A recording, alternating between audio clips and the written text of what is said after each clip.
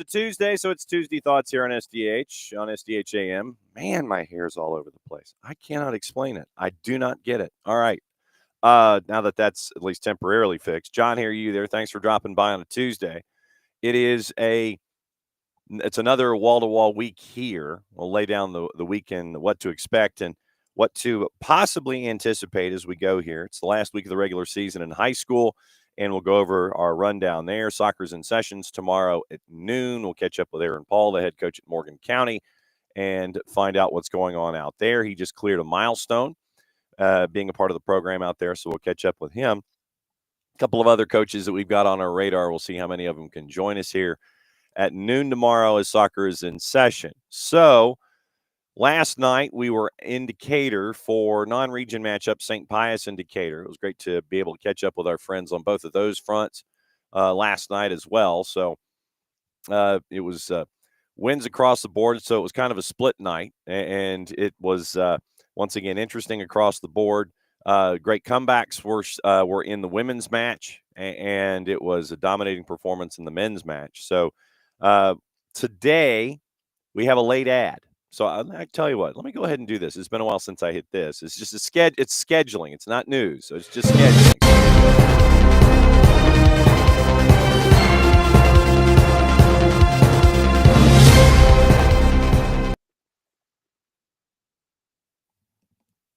Man, that's loud. That's just loud, period. All right, so your scheduling update. We have a late ad to the schedule, and it is we're going to Lassiter tonight. So we're going to the Frank Philman Stadium on the campus of Lassiter High School, Kennesaw Mountain and Lassiter, 5:30 and 8, senior night for the Trojans. And so it'll be Mustangs and Trojans at 5:30. I'll have the girls call. Jason will have the boys call at 8 o'clock-ish or so, depending on pomp and circumstance. But right now, it's looking like it's 5:30 and 8. So that'll be on the network, soccerdownhere.mixler.com. It's on the Mixler app. And it is our first visit in our time of doing matches that we've had the chance to go to Lassiter. So it is, once again, senior night, Kennesaw Mountain at Lassiter, 5:30 for the girls, 8 o'clock for the boys. And we'll have that for you on the network. That was the late ad yesterday. Like, literally, we were on the air for the matchups with Decatur and Pius. Jason shows me a text on his phone. We're good to go, so we're heading to the Frank. So, once again, soccerdownhere.mixler.com, and you can catch it either on the Mixler app. You can go to soccerdownhere.mixler.com if you like just web browsing and doing it that way, or you go to soccerdownhere.net, and what you can do there at soccerdownhere.mixler.net, soccerdownhere.net, sorry, just the website, soccerdownhere.net. You'll go to the Listen tab, and then when there's usually a live event going on, there's a big old beacon, a bright light that's flashing. You hit Listen, and then it'll show you where to go, and then that's what's happening tonight. So once again, Kennesaw Mountain and Lassiter, late add to the schedule here in the last week of the regular season. As always, presented by our friends at Kaiser Permanente, and we'll be there for that one tonight. We'll be there for that doubleheader. Now, also on the board, we'll lay out the rest of the week for you. We'll go ahead and do that. So today is kind of a recappy day. Anything that we might have missed when it comes to the weekend. I know we got to talk about the rest of Major League Soccer. We've got to talk about Premier League. We've got to talk about Champions League. We've got to talk about the Club World Cup. That was a visit yesterday. We've got a bit of a sound montage that includes Mayor Andre Dickens. It is Tim Zalowski from AMBSC. You'll hear the voice of Mike Conti, and also Gianni Infantino, who was here yesterday. You'll hear from all of those folks later on in the show. It was a presentation at Mercedes-Benz Stadium that happened late yesterday afternoon. Also, it is tomorrow is normal when it comes to our guests. Tyler at 9:15, Tyler Pilgrim from Scarves and Spikes from the Atlanta United Informational Journalistic Exchange Program. He's going to come in at 9:15. Dylan Butler is going to join us at 10 o'clock, and we'll get his views about what's going on in Major League Soccer from the week that was, heading into the weekend that will be. And then tomorrow, once again, Soccer's in session is at noon. So we'll take the tour around the state, get you ready for the playoffs. Thursday, the Power Hour is the Power Hour. Nino and Nico are going to join us at 10 o'clock and at 10:30 to go down what's going on around the world in 30 minutes, and then get Nico's perspective of going from the Pacific time zone and the Western Conference. We'll get his thoughts on everything going on in MLS out west, and we'll get that, and we'll bring him east with all of the thoughts that we have going on there. And then Thursday, Maddie and I will be at the Moxie Hotel in Midtown for our first ever event when it comes to our third Thursdays. And it's going to be about the Atlanta United game day experience. So we wholly recommend that you be there because apparently we have special guests. I don't know who they are. That's how special they are. So I'm intrigued as to who is going to be talking about the game day experience. I have an idea as to whom one of them may be. So we'll find out what's going on there with all of that. And we'll be at the Moxie Midtown. Starts at 7, I believe. So we'll be there a little early just to kind of hang out. So we'll be there for a little bit to kind of see what's going on there at the Moxie and get a bit of a learned experience about the game day experience for Atlanta United. That'll be on Thursday night. Jason will be in Dalton, Southeast Whitfield and Dalton. That'll be on the network. So we'll be live at the Moxie for our first third Thursday event. And Jason will be on the network at soccerdownhere.mixler.com and on the Mixler app and on the .net to give you Southeast Whitfield and Dalton, a big rivalry there. And it will be very, very it'll be a heated rivalry up there at Chapel Harmon. And Jason will be up there for that on Thursday. Friday, hopefully we can catch up with our friends at Beyond Goals Mentoring. That's always at 9:30 in the Friday Free Kick. And we'll see if Messrs. Parkhurst and or Garza aren't traveling the planet, and we can catch up with them about what life is like as a mentor and find out what it's like having about 250 mentees that they get to influence on a daily basis. So very, very cool stuff there.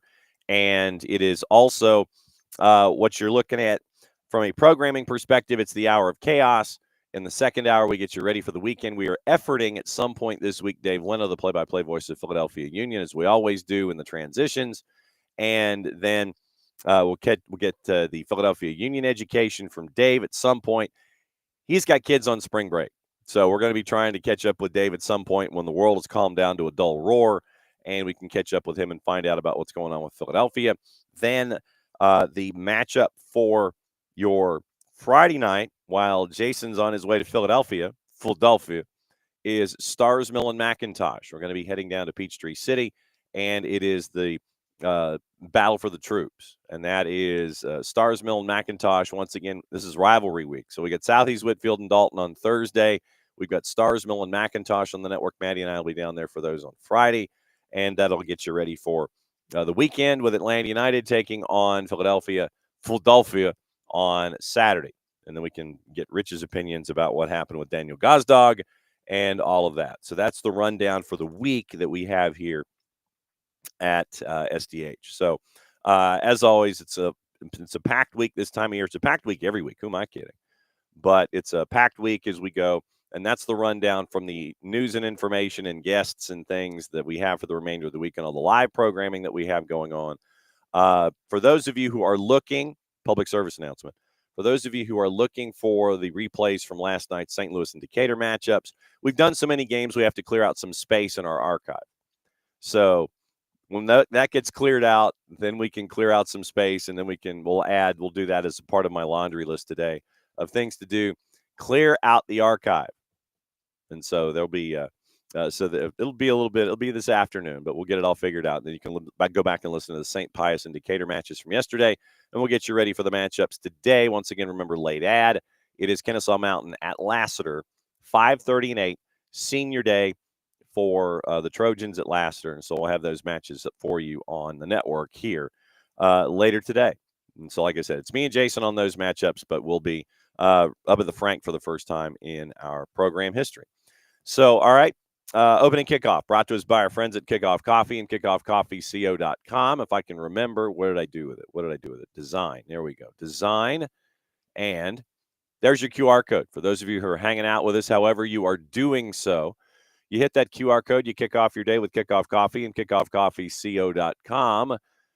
Don't forget that you can use the code SoccerDownHere15. You get 15% off your purchase. They, in turn, take 10% reinvested into the youth games, youth initiatives, brought to us by our friends at Kickoff Coffee and kickoffcoffeeco.com. So with all of that, let's get into all the promos and what's on your mind from what might have disappeared through the stacks when it came to Atlanta United, Major League Soccer. Literally anything's on your mind this morning. That's what we're here for. That's what Tuesday Thoughts are all about. We're mopping up what happened from the weekend. Any other last thoughts? Because yesterday, I know it was a very, very heated conversation that we had about Atlanta United. State of affairs, on the field, off the field, all of that. And as I referenced yesterday, I told you that I was going to reach out to Pro, and we did. So we reached out to Pro, and there is a distinct possibility that to discuss the review process, to discuss what it takes to be a center ref or an AR, to find out what the review process is internally and externally when it comes to senior officials and how they are graded and how they're viewed upon their performance. Next week, it looks like we might be having someone on the show, whether it's on tape or live, but it's looking like next week we're going to have someone on the show from Pro to discuss what their parameters are. So at least we can have a gauge going forward as to what it takes, what's the review process. Is it something that's done daily, annually? Is it done by match week? Is it something that is a corrective process where after X number of weeks and demerits and however, do you have some kind of a review?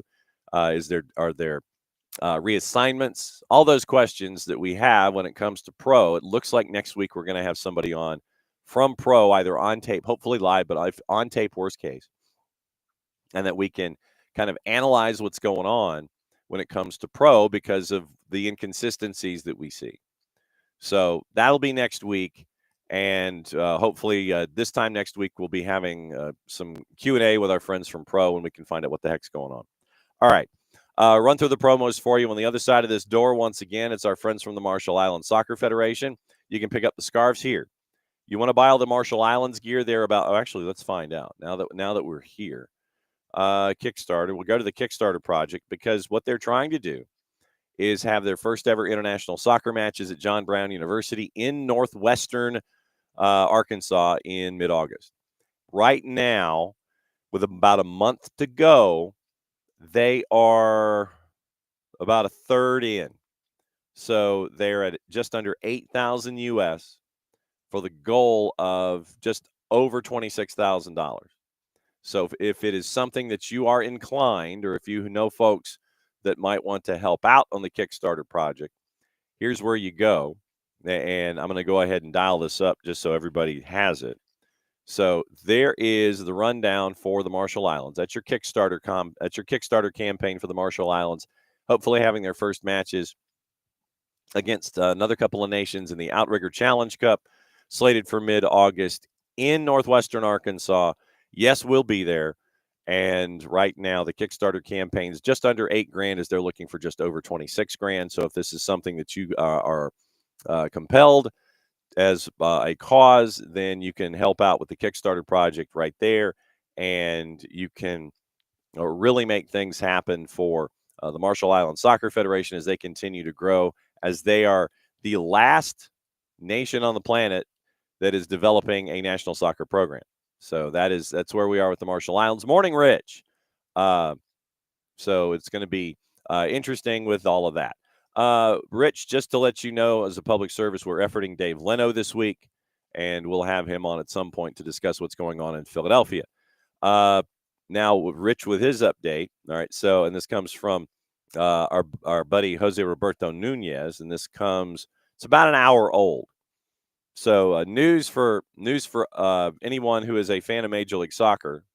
And so from Jose Nunez, Andre Blake could miss 2 MLS matches at the end of May. Jamaica is set to compete in the Unity Cup, a four-nation cup held outside the window.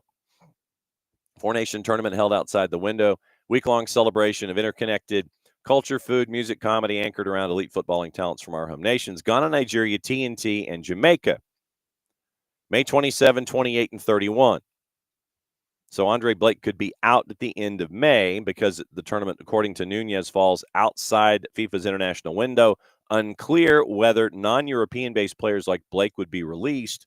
Most European leagues will have ended. Blake would miss Philadelphia matches, and it's a quick turn because it's a midweek weekend. Toronto and Dallas if he joins the national team. So keep an eye on that. if you are a fan of Philadelphia and possibly Toronto and Dallas in late May, to keep an eye on. Possibly the fact that Andre Blake may not be there. So we'll see. But yeah, Rich, what we try to do, and Rich is a fan of us getting Dave, but what we're trying to do this year is we are trying to get the opposing team for Atlanta United somewhere in the week. Somewhere in the week, if we can swing it, to where we can have an opposing voice. So it's almost like a previewy kind of thing where we have them on, and we've had it with some folks so far this season. And then as they come in, they drift in and drift out. If they have anything that they want to say in hour number 2 in the hour of chaos on Friday, they can drift in, say their piece, and get out. Updates, what have you. So we've been really fortunate so far being able to reach out to folks and get these educations like we had with Brad Feldman last week with New England, like we've had with Glenn Crooks in NYC.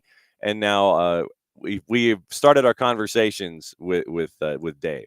So hopefully at some point we can have Dave Leno on later on in the week. As, like I said, he's got kids home from spring break. So it might be a bit of an adventure for him at some point to try and come on the show, but we'll figure it out. And it might just be audio only, but we'll see. We have started our negotiations and conversations with Dave, so we'll see what happens when we can drift on by. All right, then, Dave. Thank you, David. Thank you. We were doing the matches. Thank you for that last night.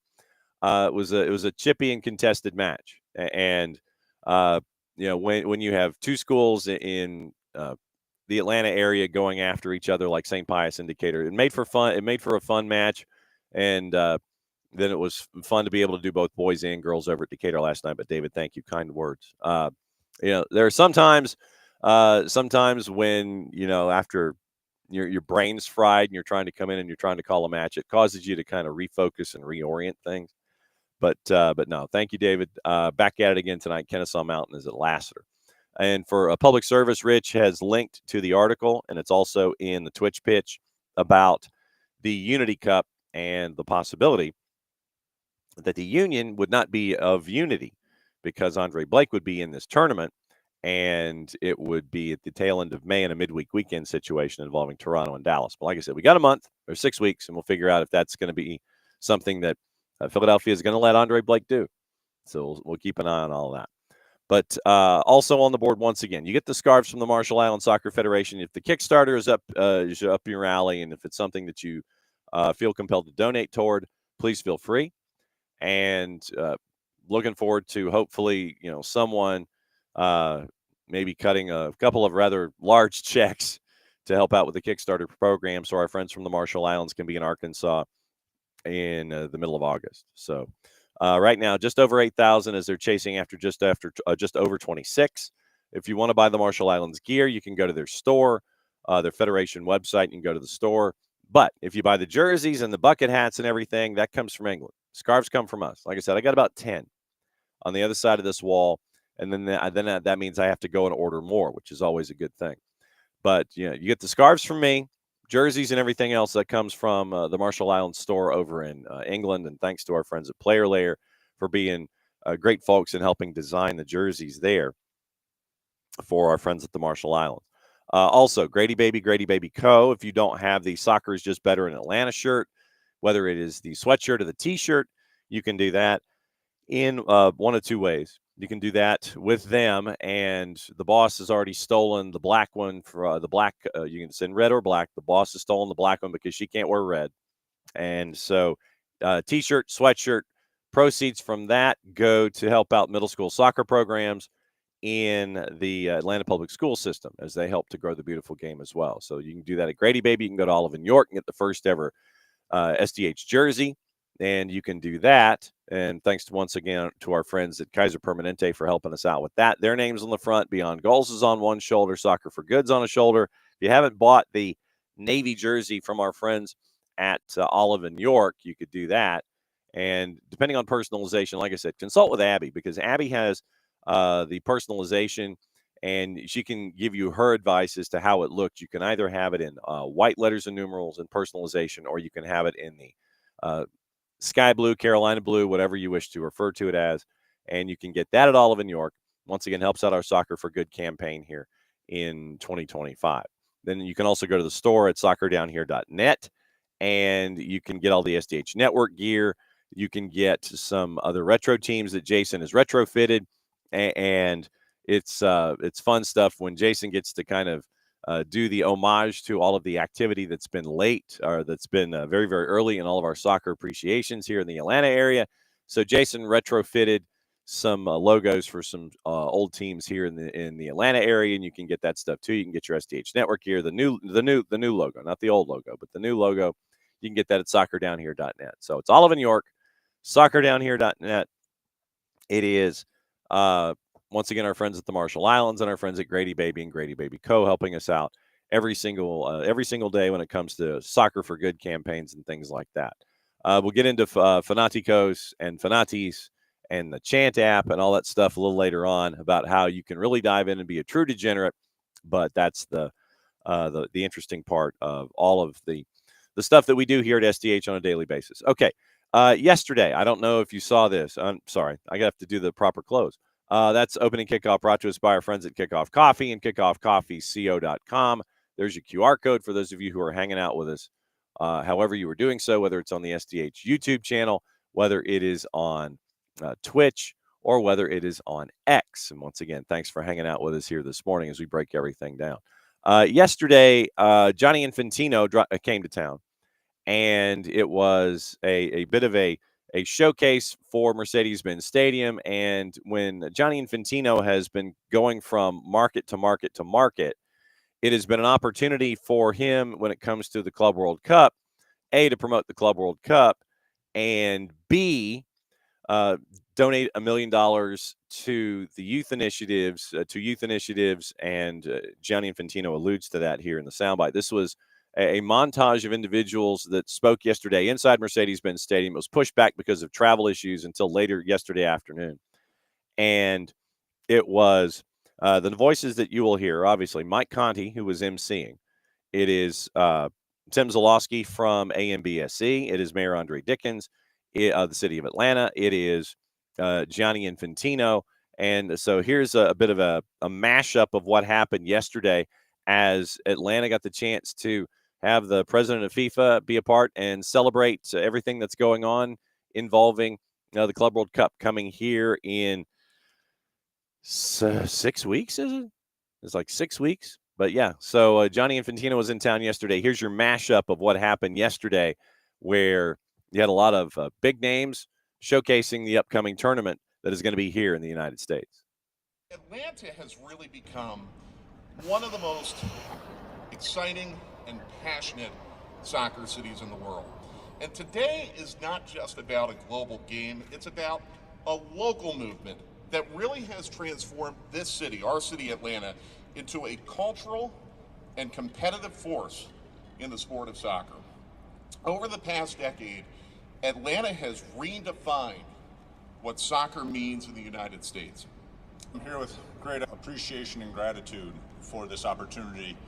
And Michael said it well. When we're building Mercedes-Benz Stadium, we wanted to make it a catalyst to bring the best events from around the world here. We had the opportunity to bid and win the 26 World Cup. And then with the grace of Mr. Infantino, we got the opportunity to do it for club in 2025.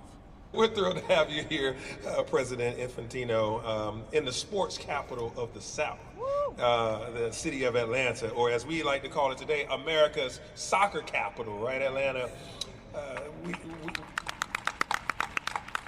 We've been growing and growing as a soccer town, as you've seen throughout the history of Atlanta. This is an incredibly beautiful venue, Mayor, dear friends. It is an incredibly passionate stadium as well. And when I read Atlanta United, I can even think about maybe we just have to change one letter. We can say Atlanta unites the world this year and unites the world as well.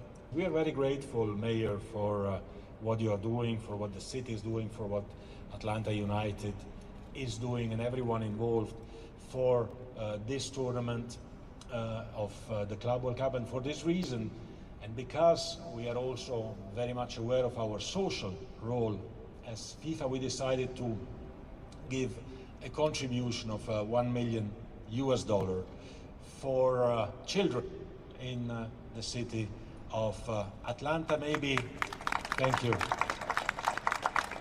Maybe we can build a few mini beaches in areas of the city where there is most need, and certainly we can bring and create activities for these children. Johnny Infantino in town yesterday for the Club World Cup, and it was an opportunity. And he's doing this in every market, and so it's an opportunity for FIFA to make their make their presence known in each of the markets that's involved in the Club World Cup. And so once again, it was an opportunity for Johnny Infantino yesterday to come into Atlanta. He's done it. I think he's been in Nashville and Philadelphia and a couple of other markets, and so it was his opportunity to come and show off Atlanta a little bit yesterday. And once again, as has occurred in every other market that he's been in, there's the $1 million donation by FIFA to help out with youth programs. And so that was yesterday. And so once again, thanks to Jason for the editing.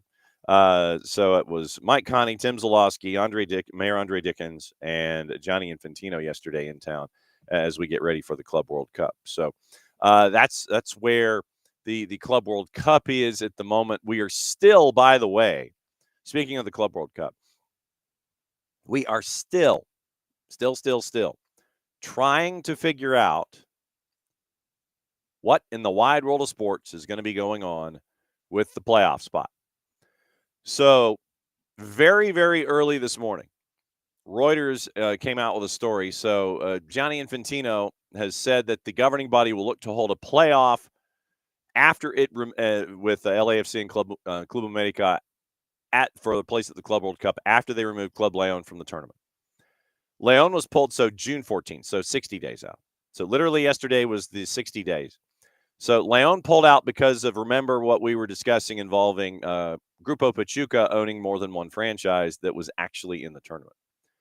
So over multi-club ownership, CAS has registered Leon's appeal against the decision. Johnny Infantino yesterday mentioned it. He said in a couple of weeks we'll have the final definitive decision. We will respect any decision. What we're looking at is that if CAS confirms the decision of the appeals committee, FIFA's intention is to play a match between the team that lost the final of the CONCACAF Champions League, LAFC, the next team in the rankings, which is Club America. And so that was what he mentioned yesterday when it came to this particular element of it. So once again, they're going to wait for CAS. And then, so all that means is that LAFC and Club America are going to have to be on the hop. So my guess is, sorry, Tempting Bonfire, you're a bot. And we're going to take care of Tempting Bonfire, and we're going to put them where they belong, which is in a place where they can no longer do their job as a bot inside the Twitch. Sorry, and I apologize for being distracted, but when I see these kinds of things, and I know that you guys are really great about, let's see, viewer. What do we call these? Viewer solicitations? Solicitation. Whoops. That's good. Solicitation bot. There we go. Submit report. All right. Report's been submitted on attempting bonfire MB4 XURJ. So see ya. Wouldn't surprise me a bit. See now, all right. So June 14 is when the Club World Cup is supposed to begin. So if LAFC and Club America, and the thing is you got to coordinate with them and figure out what the heck's going on.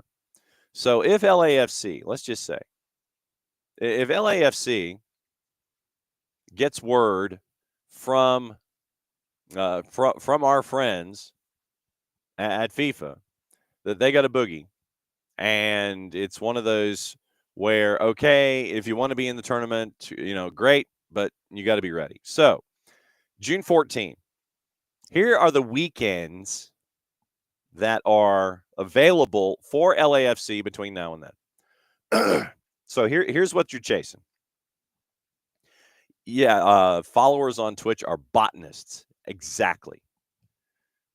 And we love you for your botany. Exactly right. So here's LAFC's schedule between now and when the beginning of the Club World Cup would be. So we're going to run through the schedule. We're going to workshop this. So obviously, I don't anticipate that CAS is going to come up with a verdict here in this month. LAFC has matches on the 19th and the 27th.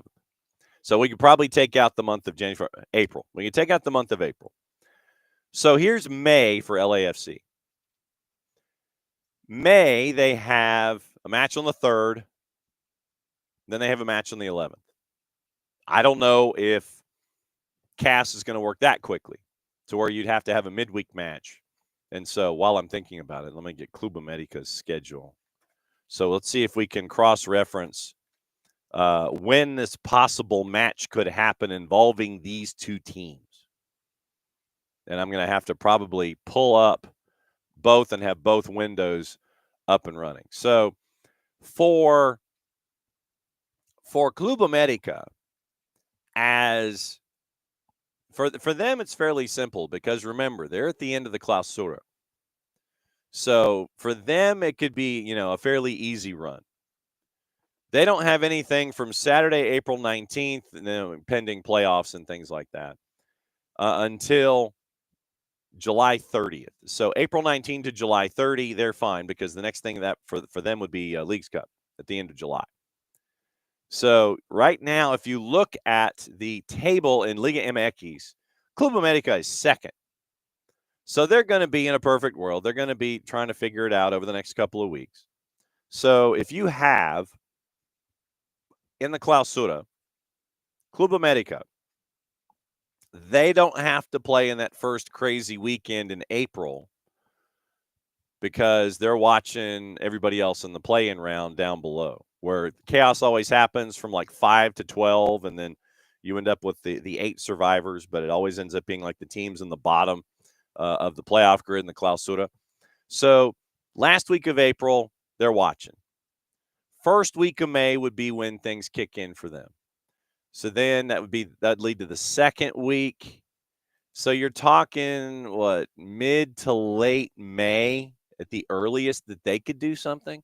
And I'm extrapolating if Club America made their way in and they had a deep run into the Torneo de Clausura and they tried to figure out if they could be the Clausura champ. So we take out most of May. We take out all of April. And we take out probably the first couple of weeks of May. So it would have to be late May at the earliest. So CAS has a little bit of time. For LAFC, they don't. Because here's what LAFC has. The 11th, the 14th, the 18th.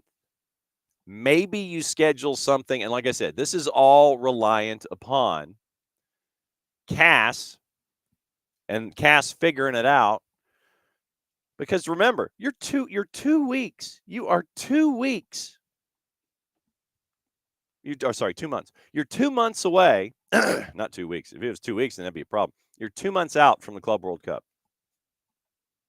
So between now and June 14th, Club America, they're pretty cool. They're pretty flexible. Once you get out of May, you're fine.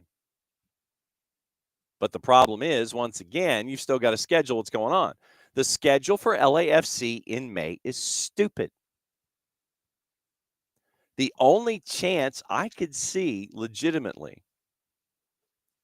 Here's the schedule. Here, literally, here's the schedule for LAFC in the month of May.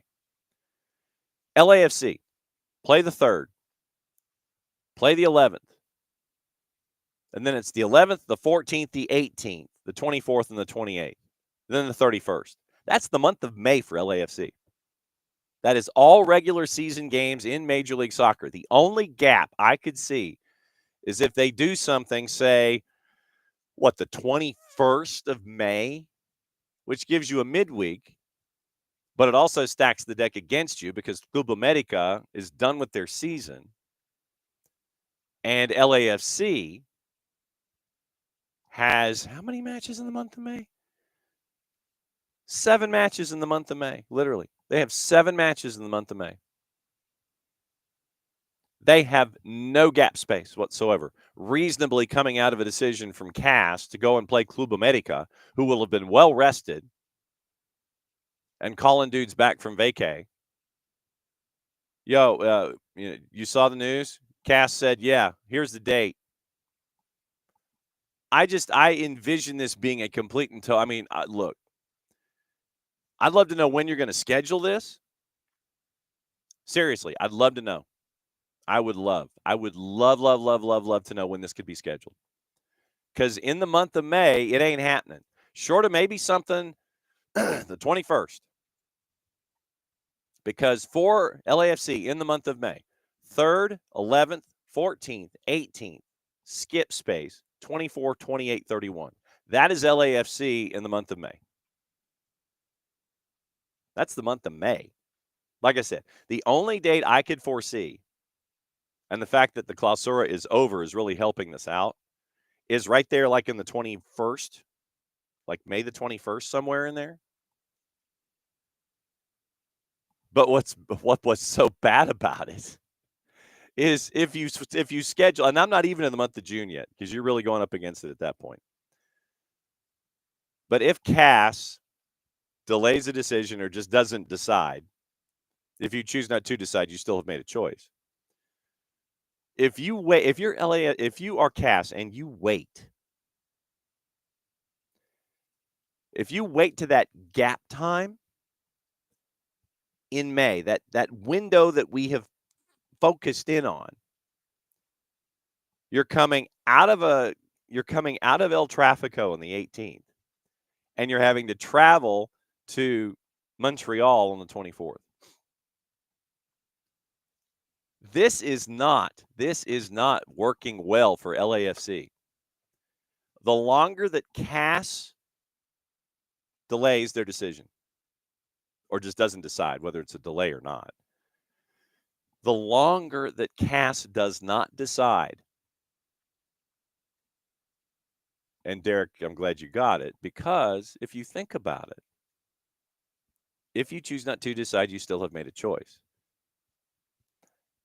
Legitimately, this looks like it's good. It's a good piece of news for Club America. Once again, you get out of May, you get out of, say, mid-May, Club America's schedule is done. They're out the door.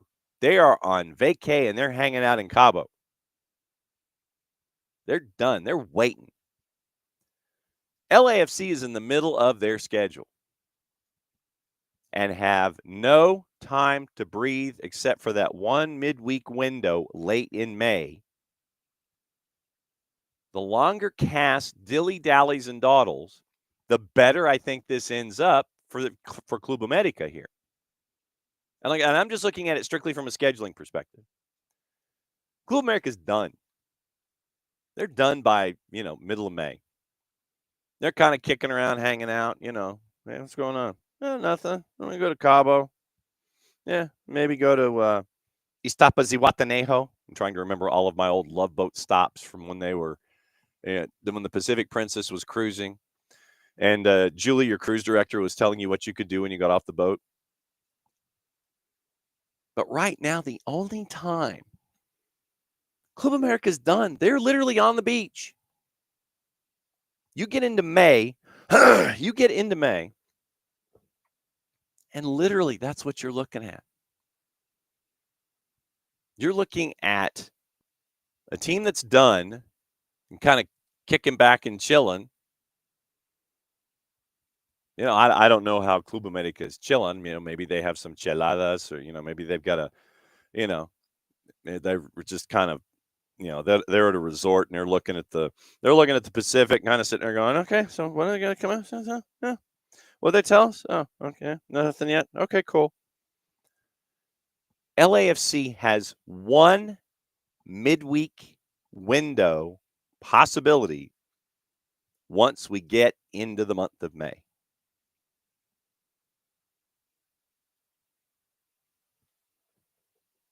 If you choose not to decide, you still have made a choice. The longer that CAS chooses not to make a choice, legitimately from a scheduling perspective, the month of May is locked out for LAFC, short of maybe the 21st. And Club America is just chilling. So all right, so then let's go to June. Let's go to June. That's where it would have to be for LAFC. But the issue is, once again, on the 13th, and you can reschedule these. On the 13th, the day before the tournament is supposed to start, you would have to eventually reschedule a home match with Toronto FC. So maybe what you do is this. You wait through the month of May. You wait. You do not schedule anything. And maybe this benefits it. Maybe Cass has lucked out as we've gone down the calendar. Because 31st, bye week, then the 13th for LAFC. Maybe it's in that early part of June. But then once again, you do something like that. And like I said, rescheduling the matchup against Toronto SC, that's easy on the 13th. Then, if you get a run in, okay, all right, so now here's schedule number 3. Okay, so schedule number 3, I'm going to get the Club World Cup schedule out here. Not that I would think LAFC would really care at the end of the day. But, okay, so full match fixture schedule. So I need, let's see, group stage fixtures. Okay, so this is where we would swap out Club Leon. So Club Leon, by the way, let's just say it's LAFC. LAFC would end up playing Chelsea at Mercedes-Benz on Monday, June 16th. So you're fine there. All right, so let's continue to look for where Club Leon is in the schedule. They would go to Geodis on the 20th to take on Espérance Sportive de Tunis. Okay. So, all right, so you're 1-1 if you're LAFC. You're thinking that they could take care of business against Espérance Sportive de Tunis at Geodis on the 20th of June. Then, looking for match number 3 for Leon. Like I said, now that I don't think that LAFC would really give a rat's you know what. Third match, Orlando, 24th of June, Tuesday. At 2100 hours, they're taking on Flamengo at, well, it's not Camping World, it's Inter & Co. But anyway, so if LAFC assumes Club Leon's responsibilities, then they would be playing on the 24th in Central Florida, which would mean that LAFC would have to reschedule their road game set for the 25th against RSL in Rio Tinto.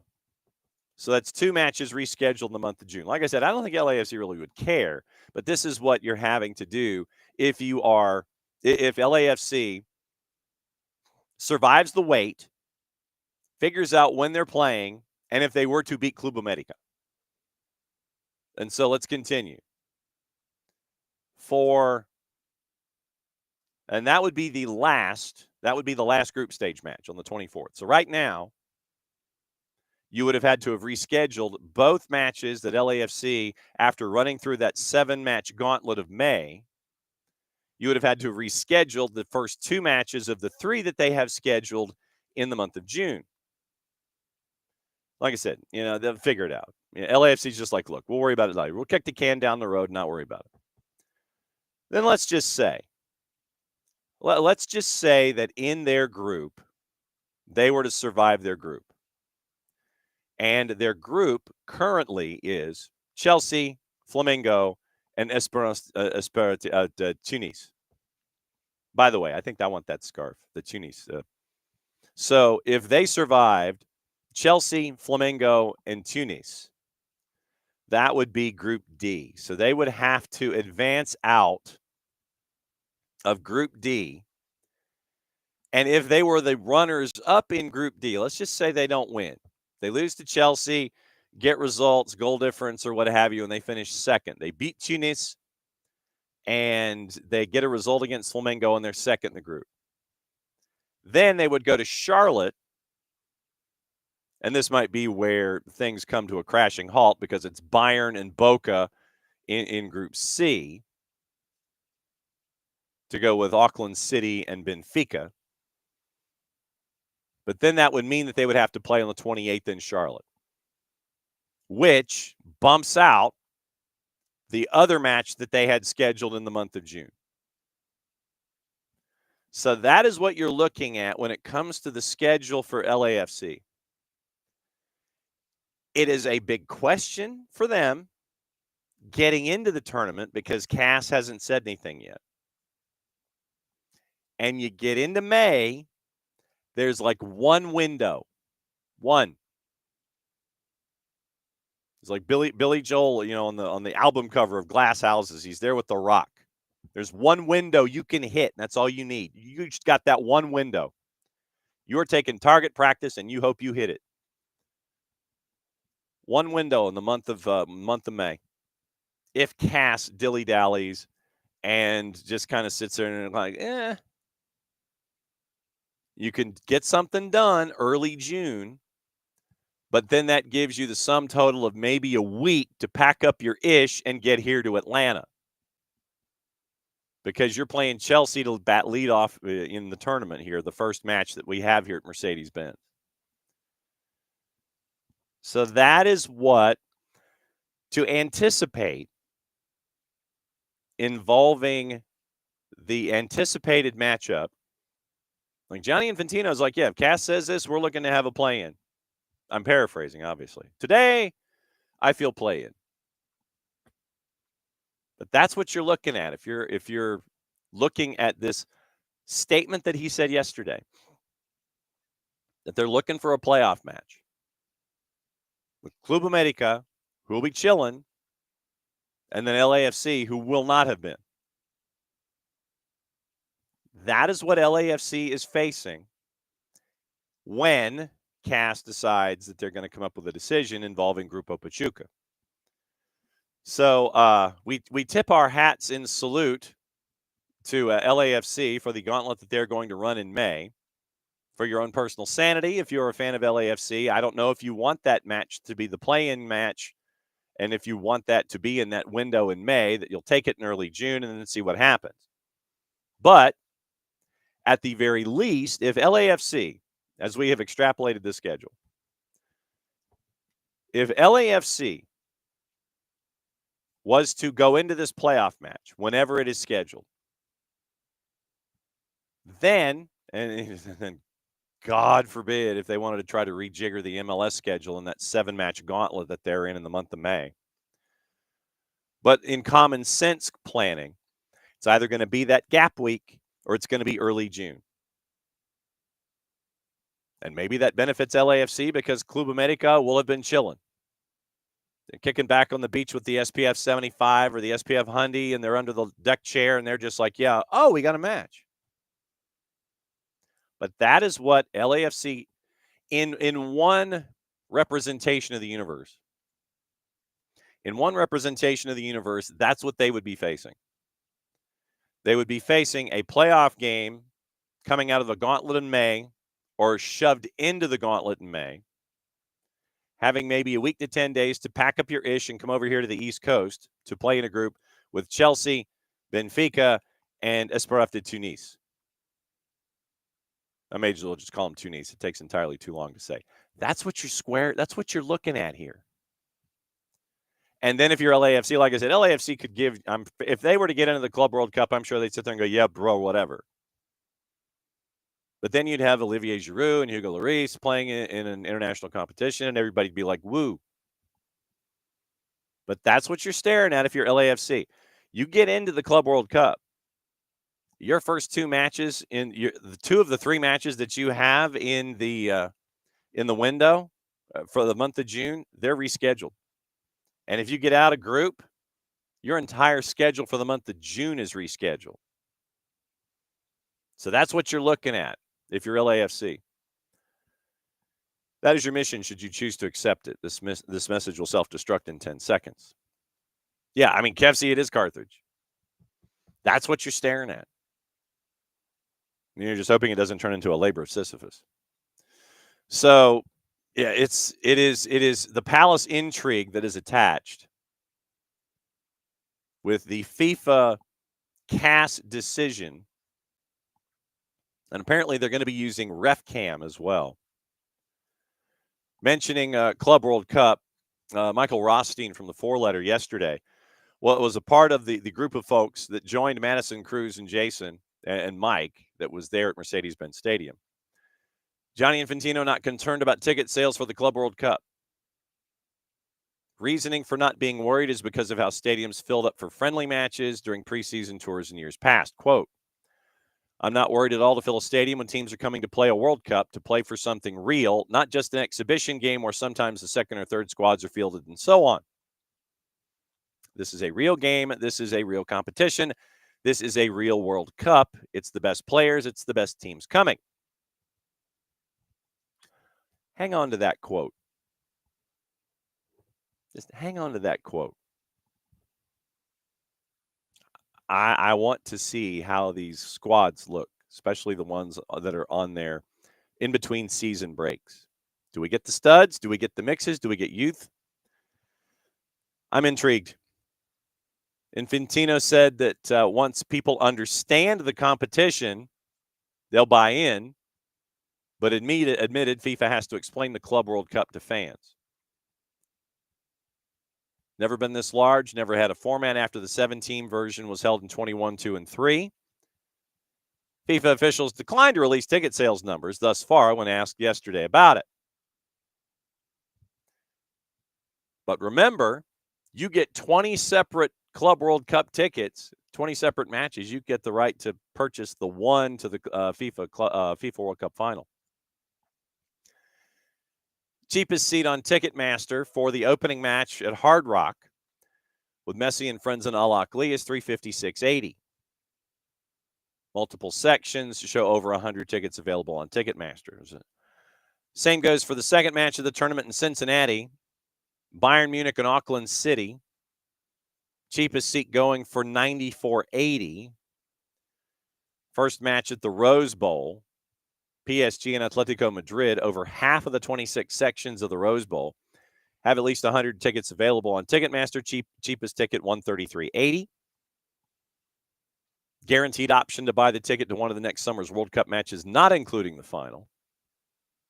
So you can buy a package, not the 20, but you can get a package with a guaranteed option to buy a ticket to one of next summer's World Cup matches, not including the final, but you can get the one where you buy the 20, and then you get that chance. Infantino addressed the possibility of Atlanta playing host to a Women's World Cup final, joked the 71,000-seat venue would need another 20,000 seats, but also indicated the city, which has 14 matches between club and regular World Cups, has a chance to make an impression. Well, duh. Infantino may say, and this is once again from the writing of Michael Rothstein, Infantino may say he's not worried about ticket sales, but he did make sure to remind folks that tickets are still available. And so he did the publicity. He gave the $1 million contribution for social projects. And then he said there are still some tickets available. FIFA.com/tickets. Get them and enjoy them. So he hit the promo. He hit the absolute promo. FIFA.com/tickets. So that was the Gianni Infantino visit plus your Club World Cup update or your Club World Cup date. And by the way, Maddie got the scarf yesterday too. If you watched Maddie's post presser report on SDH's social media, she was sporting the Club World Cup scarf. So I know that that's going to be going up in the office. I got to figure out how to get one of those things, not having to drop $32 on one. Speaking selfishly. So that's hour number one here on a Tuesday Thoughts. Like I said, whatever's on your mind, whatever we missed from yesterday involving Atlanta United. One interview I did want to play. We'll start hour number two to kind of lean into Major League Soccer and the rest of the events from the weekend is from Noah Cobb. And it's it literally is something that, I think that we all should be reminded of when it comes to these the run that Atlanta United's on right now. So here is Jason's interview with Noah Cobb yesterday after the match, or from Saturday with Noah Cobb after the match from the Full-Time Report, 92.9 The Game in the Odyssey app. Down in the locker room with Noah Cobb. Noah, just how you feeling after that?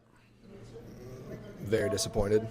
I mean, I thought for the most part we played them off the park and we walk away with 0 points, and it's tough to swallow for sure.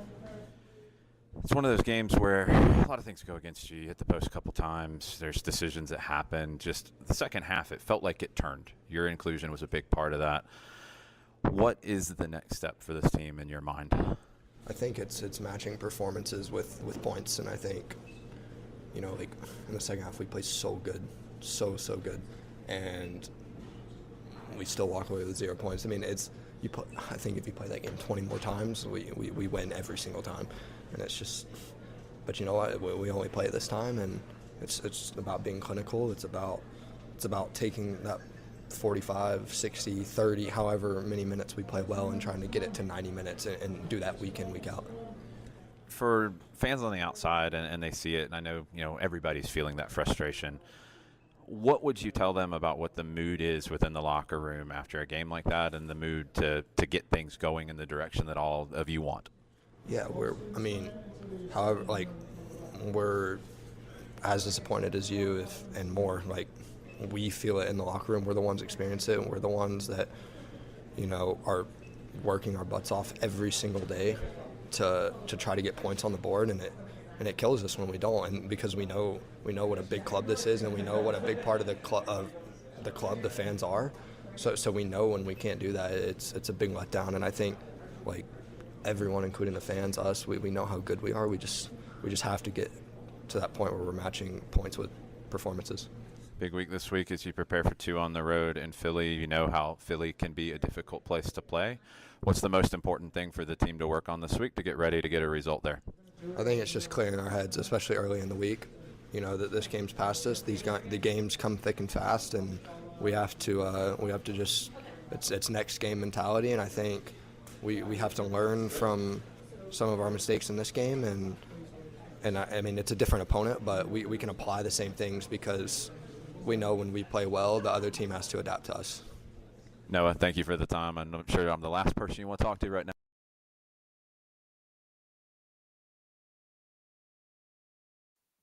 And Derek, you're probably not far off. Derek in the chat, future captain Noah Cobb. And to hear those words from Noah, and for those that might have watched Rooted last year, and the Rooted in the Stripes series, once again, I'd go back and watch the episodes from this season and get yourself caught up.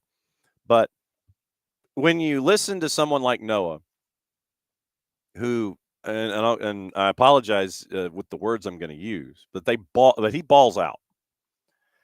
And when you've got a lockdown free safety like Noah Cobb, and he says what he says. That's why I wanted, for those of you that might have missed it on the Full-Time Report, that's why I wanted to bring it back and play it here on this show at some point early in the week, because of everything that excuse me, still getting over all this cold.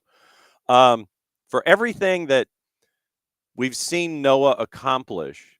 I mean, look, this is a kid who at 15 was going up against dudes twice his age in USL Championship and didn't blink twice. I mean, he's going up against Cameron Lancaster, and he didn't care.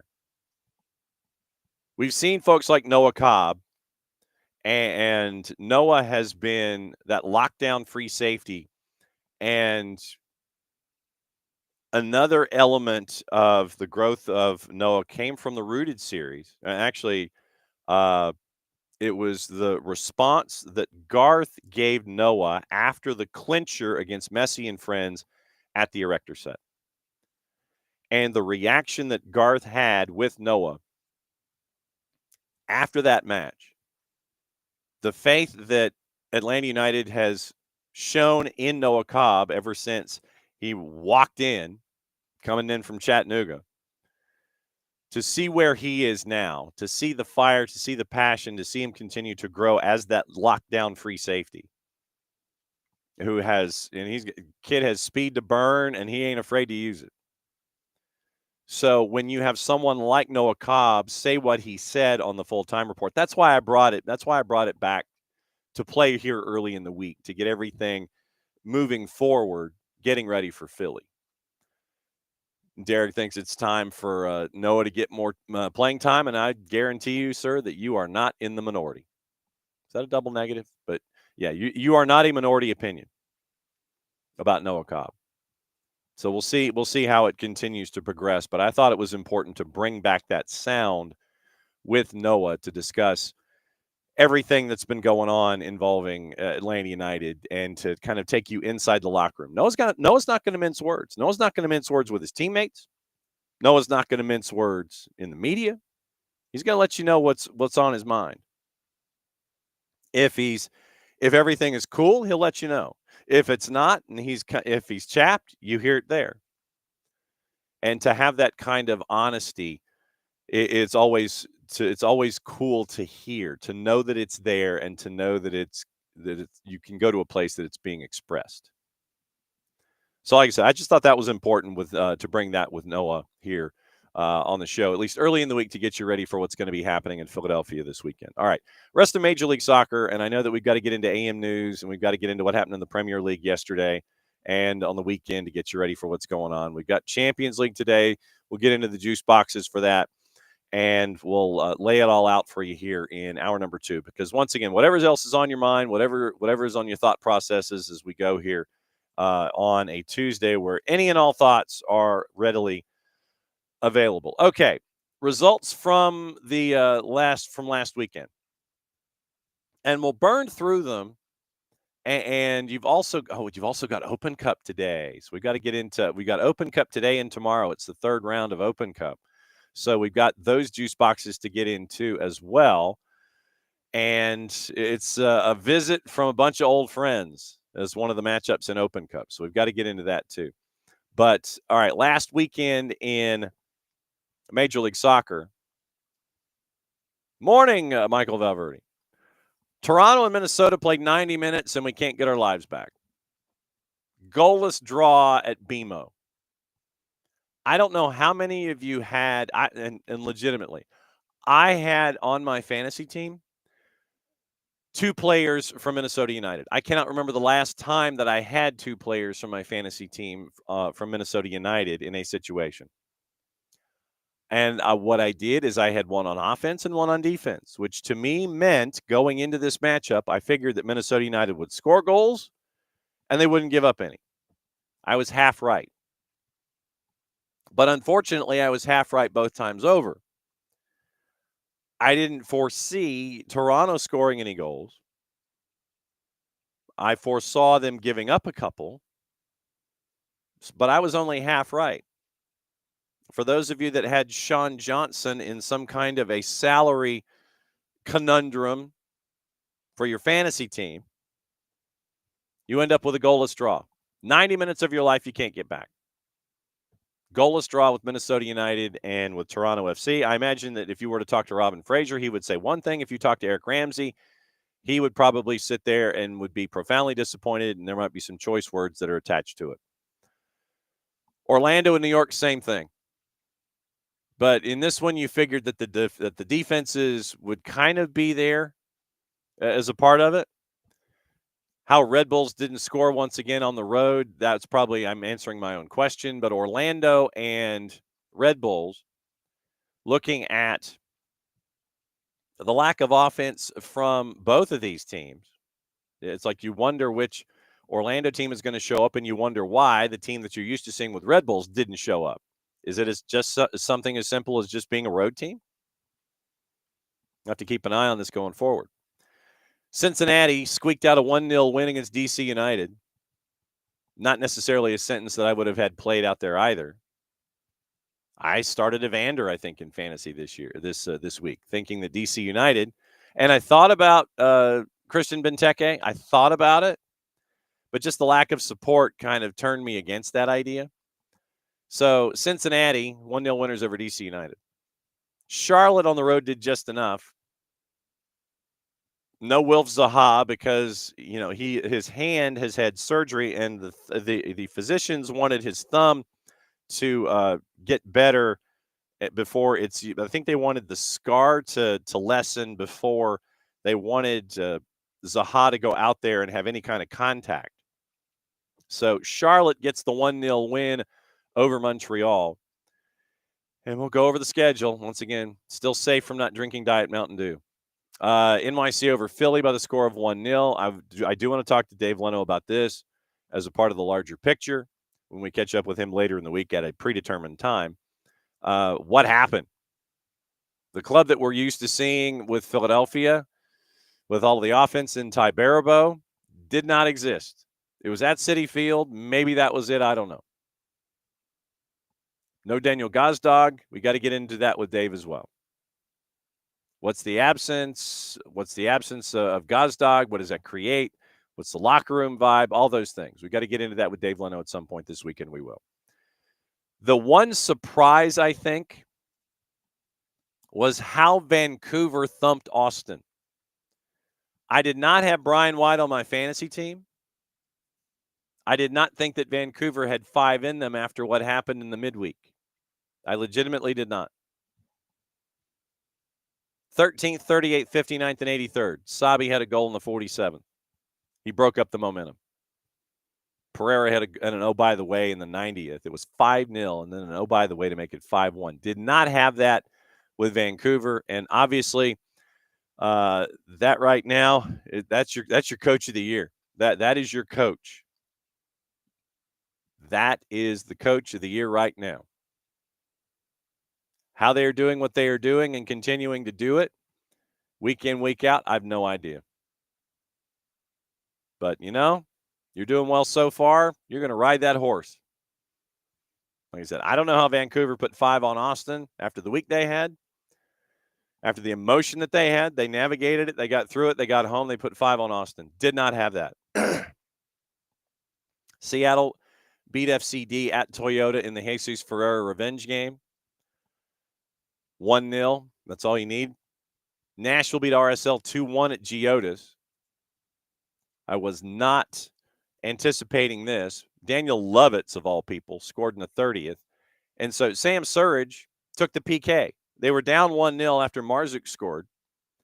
So you got a PK opportunity in a tie match late. So what happens? You give it to Surridge. Not to Hani Mukhtar, but to Sam Surridge. Surridge converted at 90+1. You get the win 2-1 against RSL at home. And you're really annoying me by going backward in your schedules. Colorado over San Diego 3-2. Figured this one was going to be a shootout, and it was. Georgi Mihailovic gets the PK to start things off. Darren Yapi in the 53rd after Luca De La Torre tied it at 1. Navarro made it 3-1. Tomas Angel made it 3-2. And San Diego couldn't come up with an equalizer. San Diego is still really competitive, and this was something that I had not anticipated. I did not have this being the start that San Diego FC was having. I did not anticipate this. LA Galaxy and Houston, a 1-1 draw. I don't know if this says more about LAG or if it says more about Houston. I really don't. Ponce scores in the 14th minute to give Houston a 1-0 lead. Zanka gets a red in the 28th. So Galaxy down to 10 for the final 60 minutes. And Diego Fagundes scores in the second half, and that was how it ended. So maybe it says more about Houston not being able to capitalize on the situation. You had a 1-0 lead. You're up a man. You don't score. LAG does. It's a 1-1 draw, shared result, and everybody goes home.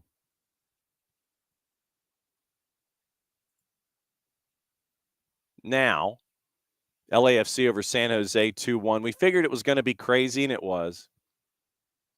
So LAFC got the win, and San Jose goes on the road to BMO and gets the loss. Once again, I'm still trying to figure out which team San Jose is. Is it the team that thumped DC? Or is it the team that's competitive and loses matches like this to LAFC? That's the big question. We figured that Portland and Kansas City was going to have some offense. And it did. 6 goals total. Portland doubled Sporting 4-2. I am intrigued to see how Kerry Zavagnin continues to try and right the ship in an interim way for Sporting Kansas City. Chicago and Messi and friends, they set a new track record at the Spaceship in downtown Chicago at just over 63,000. 63,000 show up, and Lionel Messi played. Lionel Messi did not score. The world is ending as we know it. Yeah, yellow cards. See, now you have you have John Freeman in the middle, Corey Richardson, Ian McKay, your ARs, Gerald Flores, your VAR, Edvin Jurasevich, and Fabio Tovar are up in the booth. So you have 5 yellow cards in the first half from John Freeman. Pineda, Redondo, Suarez, Gutierrez, Kremoski.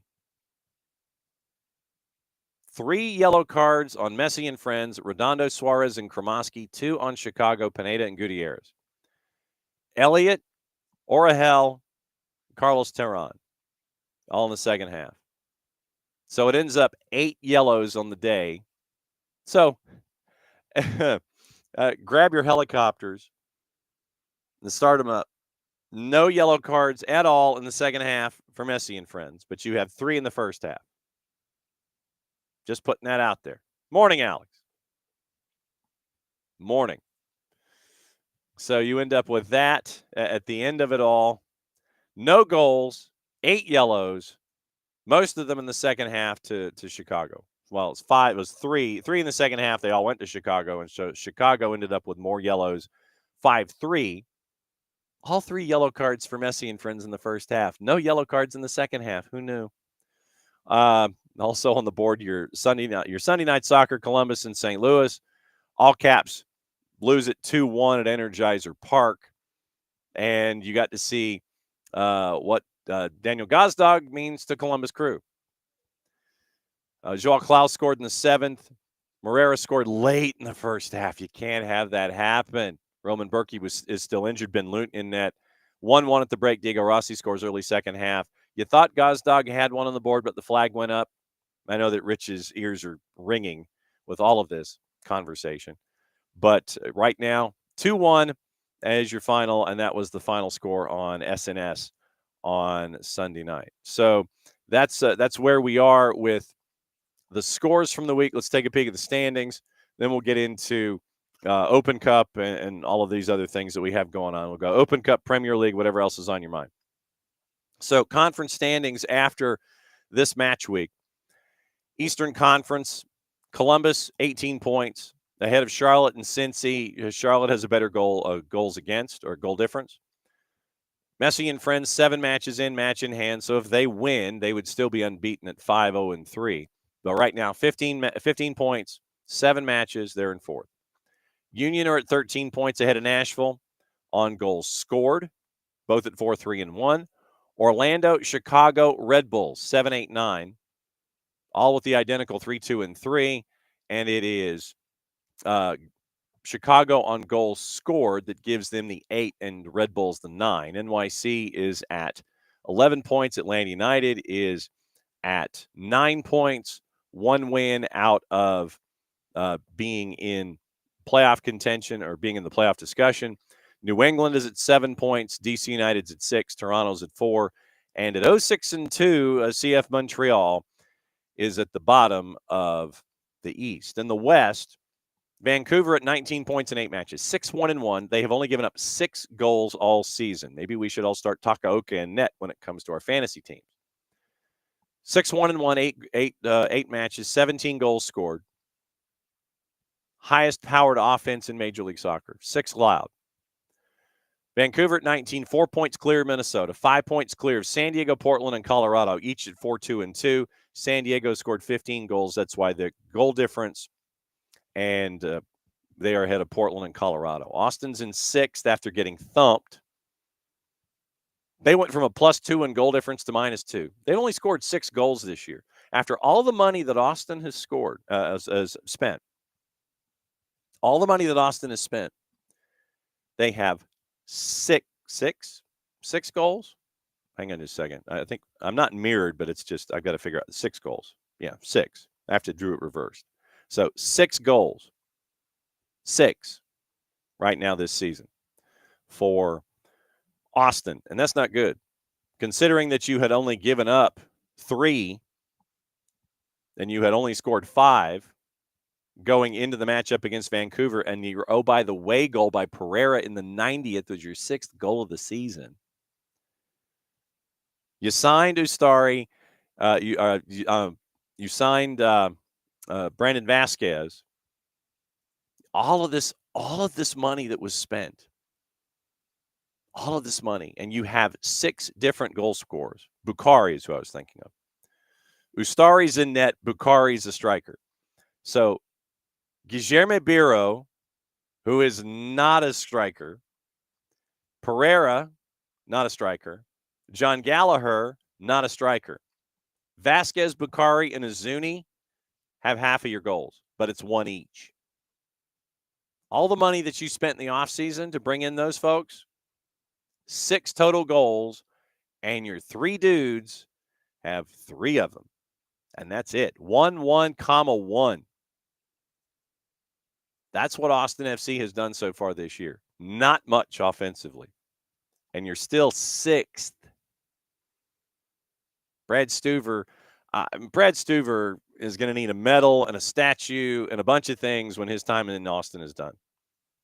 Absolutely true. 13 points there in 6th, and they haven't scored a lick. LAFC's got 12. Dallas has 11. San Jose's got 10. RSL has 9 points, tied with Seattle. 1 more win. All Caps are in 12th. 8 points, 8 matches. You want to talk about scoring issues? They've only scored 5 goals in 8 matches this year. 5. 1 more than 4, 1 less than 6. And they have 5 different goal scorers. Hartel, Toyshirt, Lewin, Klaus, Bescher. And the thing is, Toyshirt, Klaus, and Bescher have not started every match that they've been in. And they haven't stayed. I mean, they've been Toyshirt has been subbed on twice.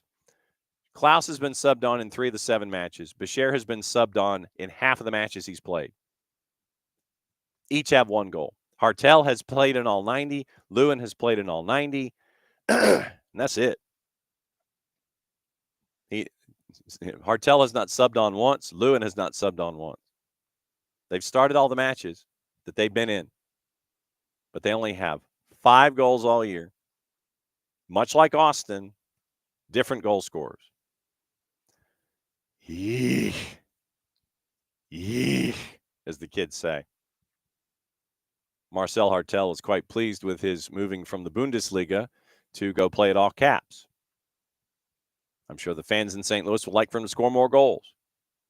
Houston right now at 1-4-3, 6 points in 8 matches. Sporting 1-6-1. They've scored 10. They've given up 16. So when John Pulskamp et al. Average giving up 2 goals a match, that's not good.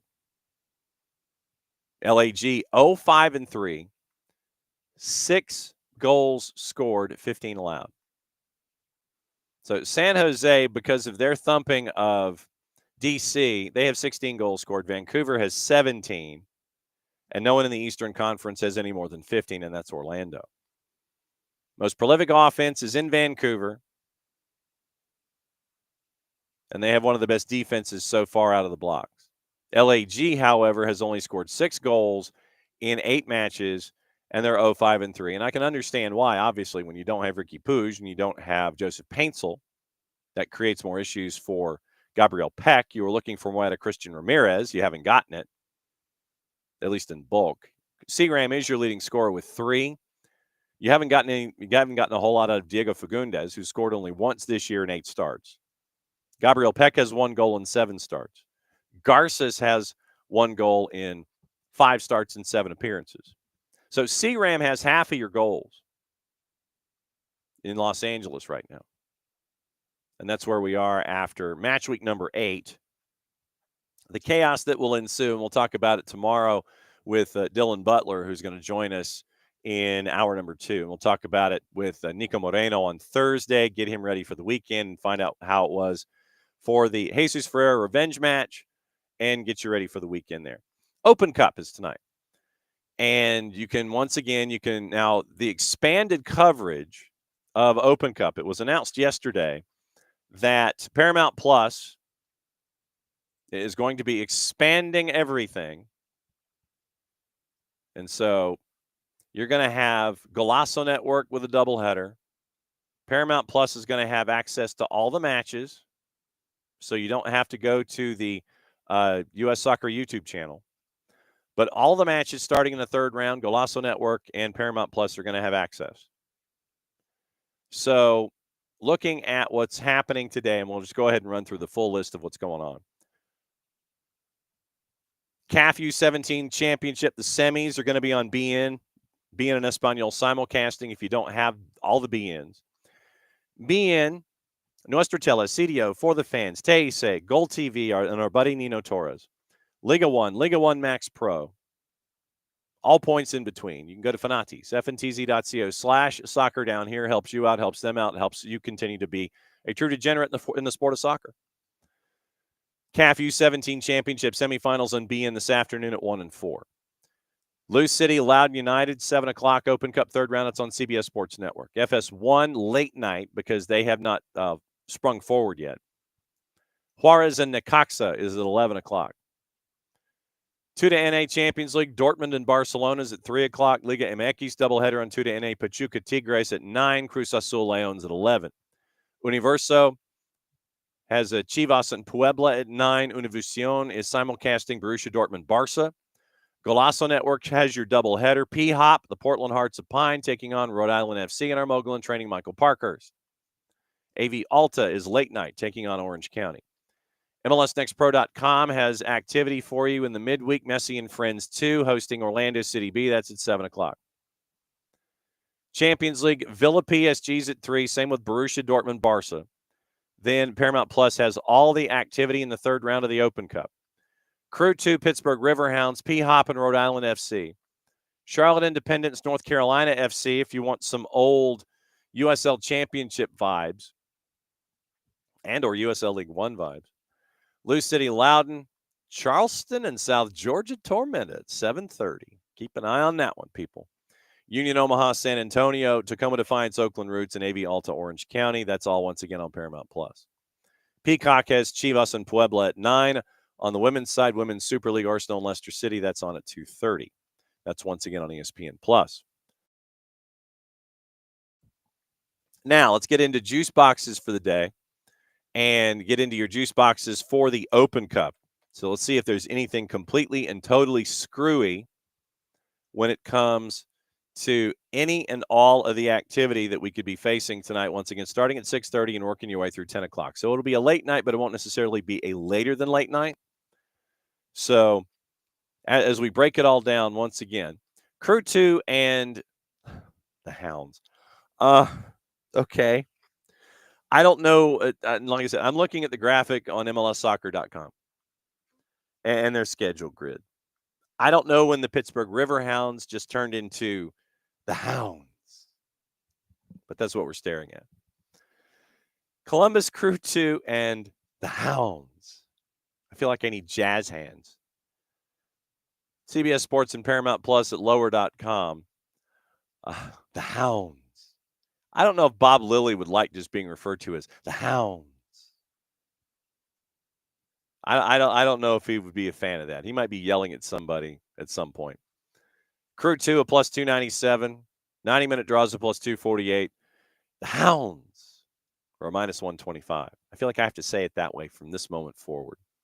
Legitimately, I think I do. All right. 7 o'clock, Lynn Family Stadium, Lou City and Loudon. This one's going to be a fun one. For those of you that have not had the chance to take a peek at USL Championship this year, Loudon's off to a hot start. Lou City is Lou City. And so, much like our friends at the SEC, it just means more. So, you're fighting for a grouping in the next round of the Open Cup, and you're having to play two of the top teams against each other in the Eastern Conference. Traditionally, Loudon has been a place where it has been a lot of young talent that is trying to work their way into DC United's game day roster. It's been very, very young talent. Keep an eye on Albacora, who we talked about with Kaylor Hodges when we had the breaking news come on about the firings in Tampa Bay and in Birmingham. Abdulani Albacora, keep an eye on him for Loudon. Lou City and Loudon. This one's going to be a fun one. I would probably not even, and I haven't even looked at the juice boxes yet. Haven't looked at the juice boxes. But my gut is going 90-minute draw. Juice boxes. Lou City, a big favorite. Wow. Lou City's a minus 170. Lou City's a minus 175. 90-minute draws a plus 280. Loudon's a plus 418. Wow. I did not anticipate that. For some reason, I still like the 90-minute draw. That's not going to sway me. From the Franklin Athletic Complex in Lewiston, Maine, if I'm not mistaken, Portland Hearts of Pine taking on Rhode Island FC. I wonder if Michael Parkhurst is going to be there. P-Hop is a plus 340 at home. 90-minute draws a plus 240. Rhode Island is a minus 137 with our buddy Connor Smith. Also at 7 o'clock, Charlotte Independence, and this one is at Matthews, taking on North Carolina FC. And this is where we need Dean Linking. How about North Carolina FC? We'll find out. They're favored at a plus 112. 90-minute draws a plus 238. Charlotte Independence is a plus 202. Charleston and South Georgia Tormenta. Two teams that do not like each other. No, sir, not one bit. It's like the horse in Ren and Stimpy. No, sir, I don't like it. I don't like it at all. You ask one about the other, this is hatred personified, people. You want clean old-fashioned hate in Southern soccer, this is it.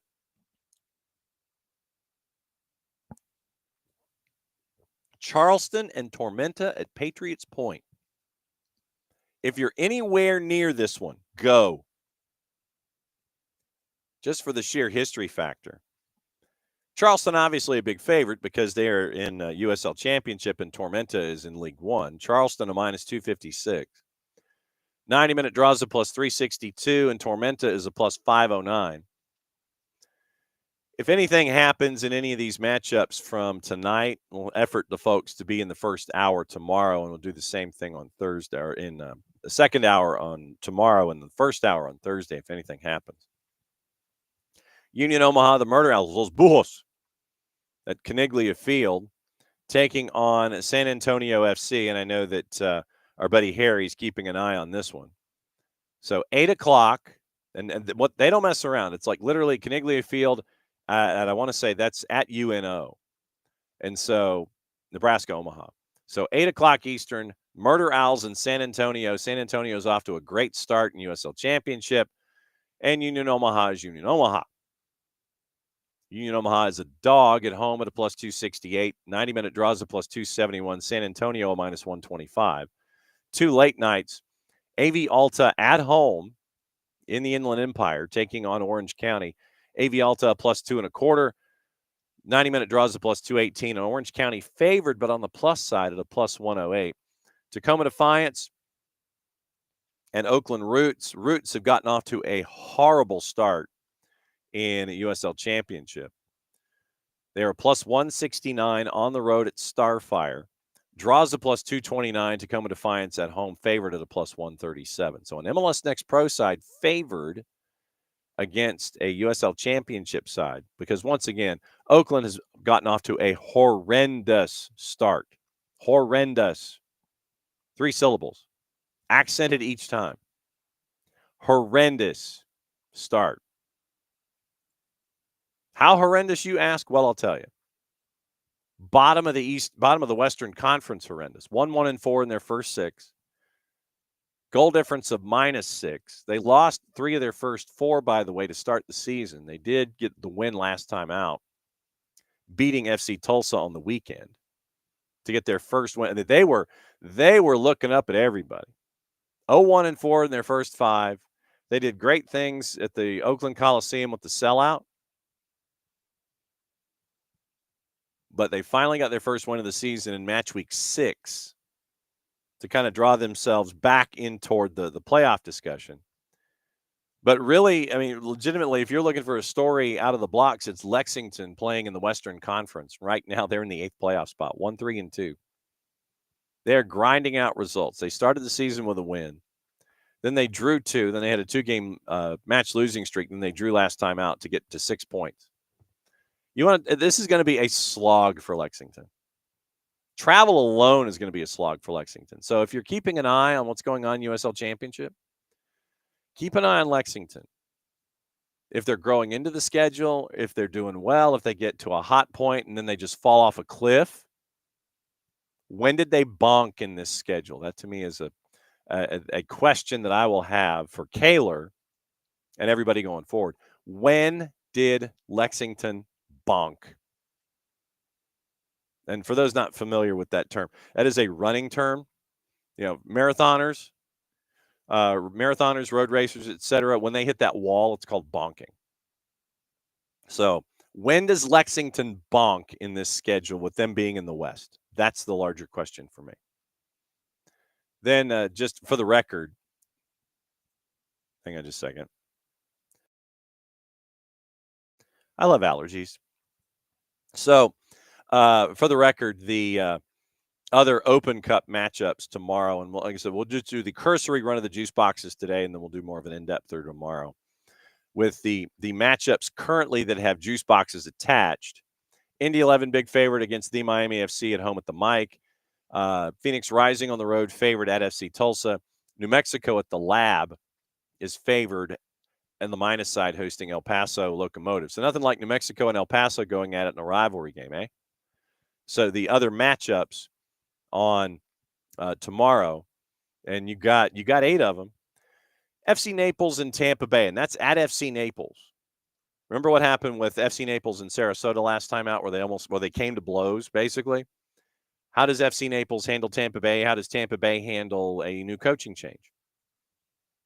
Detroit City and Westchester, Indy 11 and the Miami FC, FC Tulsa Phoenix Rising, Colorado Springs and One Knox, New Mexico and El Paso, Sacramento and our friends from El Farolito, and Vegas Lights and Chattanooga Red Wolves. So basically the ones that could not play each other, like Colorado and Vegas couldn't play each other. So they had to plot it out to where, okay, who's short strawing it? And as it turns out in the eastern part of the country, it was the 2 League One teams who got to travel. One Knox gets to travel to Colorado Springs, and Red Wolves, after what happened in their matchup against Chattanooga FC, they get to travel to Vegas. So those are the matchups. Not all of them have juice boxes attached, but it's going to be a busy night in Open Cup to lead you to another busy night in Open Cup, and then trying to figure out, okay, who's left standing when it comes to all of these clubs coming out of this round with the this round of 32, and then adding more teams as you come in the next round. So that's where we are with that. Okay. Yesterday, well, I guess, you want to talk? Yeah, we'll talk about what happened in the Premier League. And by the way, Luka Modric is becoming a part owner of Swansea City. Interesting that is going down, because literally Swansea, 9% owned by the fans in the Swansea Trust, 23% owned by a hedge fund, and then the rest of it is owned by an ownership group that has changed recently. Now, Luka Modric is getting a small piece of it, but not one to where he's going to be making a boatload of decisions or anything, and he's not going to be playing there, I don't think, when he's like 45 or 6. But Luka Modric getting a piece of the ownership action when it comes to Swansea City. So yesterday, it was a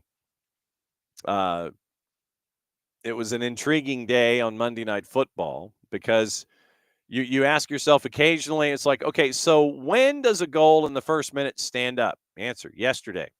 Semenyo scored in the first minute for Bournemouth. Bournemouth held on for the win to snap a long losing streak at home at a plus 120. So Bournemouth winner. Newcastle thumped Manchester United. The screaming you heard was Drew Dickinson. And no need to be sorry, Alex. Big win for Newcastle, putting 4 on the board at a minus 167, knocking off Manchester United. Ipswich had a 2-0 lead, really could have used the points. Ended up with a 2-2 draw against Chelsea, so they end up with 1 and honors even instead of the other 2 that they really did need. Liverpool over West Ham 2-1. Wolves doubled up Spurs by the final of 4-2. Do not be surprised under any circumstance if Ange Postecoglou is asked to unpack his office at the end of the regular season. We'll go to the standings in a bit just to reinforce it, but the levels of frustration obviously are there on the in the boardroom and with the fans, and I do not anticipate it stopping anytime soon. Do not anticipate that Ange Postecoglou will be renewed when it comes to his time at Spurs. Arsenal and Brentford a 1-1 draw once again. Brentford traditionally tough defensively, and that has been their calling card. Thomas Frank very stout defensively on the road. Get his points at home, get points on the road when you can, and Brentford is who they are. And they have Thomas Frank to thank for that and their long-time sustainability at the G-Tech in the Premier League. Brighton and Leicester 2-2. Leicester needs like 98 points instead of the one that Brighton allowed on Saturday. Everton, big result, 1-0 over Nottingham Forest. Villa over Southampton, 3-0 at a minus 196. That's what Villa needed going into just catching their breath a little bit. And Villa needed one of those as they head into the international competition here in the midweek. And then Manchester City put 5 on Palace. And the thing is, Palace had a 2-0 lead. And then Kevin De Bruyne started the whole thing, and it turned into an avalanche, 5-2 at Crystal for Manchester City on the win. Pep Guardiola has said that they need to be perfect on the way in to think about European football. We'll see where they are when it comes to being close to perfect. Now, there is one match in the midweek, and it's a makeup game. Newcastle and Crystal Palace. It's tomorrow.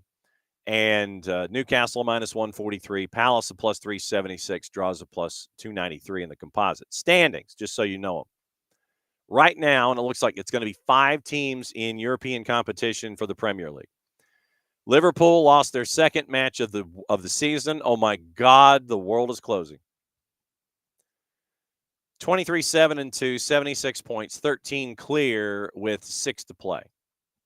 Arsenal, right now, the loss by Forest to Everton really helped them out for second. But it is a street fight from 3 through 7. How much of a street fight do you ask? Well, I'll tell you. Forest right now has 57 points. Newcastle's 56 with a match in hand. Manchester City's at 55. Chelsea's at 54, well ahead of Villa on goal difference, plus 17 to plus 3. That gets you to 7. That takes care of your 5 European slots, your Europa League slot, and your Europa Conference League slot right now. Bournemouth is in 8th after getting off the schneid. So Bournemouth, and there was a scenario whereby you could have a team finish as low as 11th and be eligible for European football. There was a scenario where that was. Things had to happen. Someone has to win the FA Cup, this, and this. Someone's got to win Europa League. Someone's got to win Champions League. Those kinds of things. You could have a scenario where someone who's 11th could qualify for Europe. Bournemouth in 8th at 48, well ahead of Fulham on goal difference, well ahead of Brighton on goal difference. Bournemouth really needed the win yesterday, by the way. They go from 10th to 8th. Brentford's at 11th, ahead in goal difference at Crystal Palace. Everton under David Moyes, ahead of Manchester United. See, now think about this. Everton is in 13th place.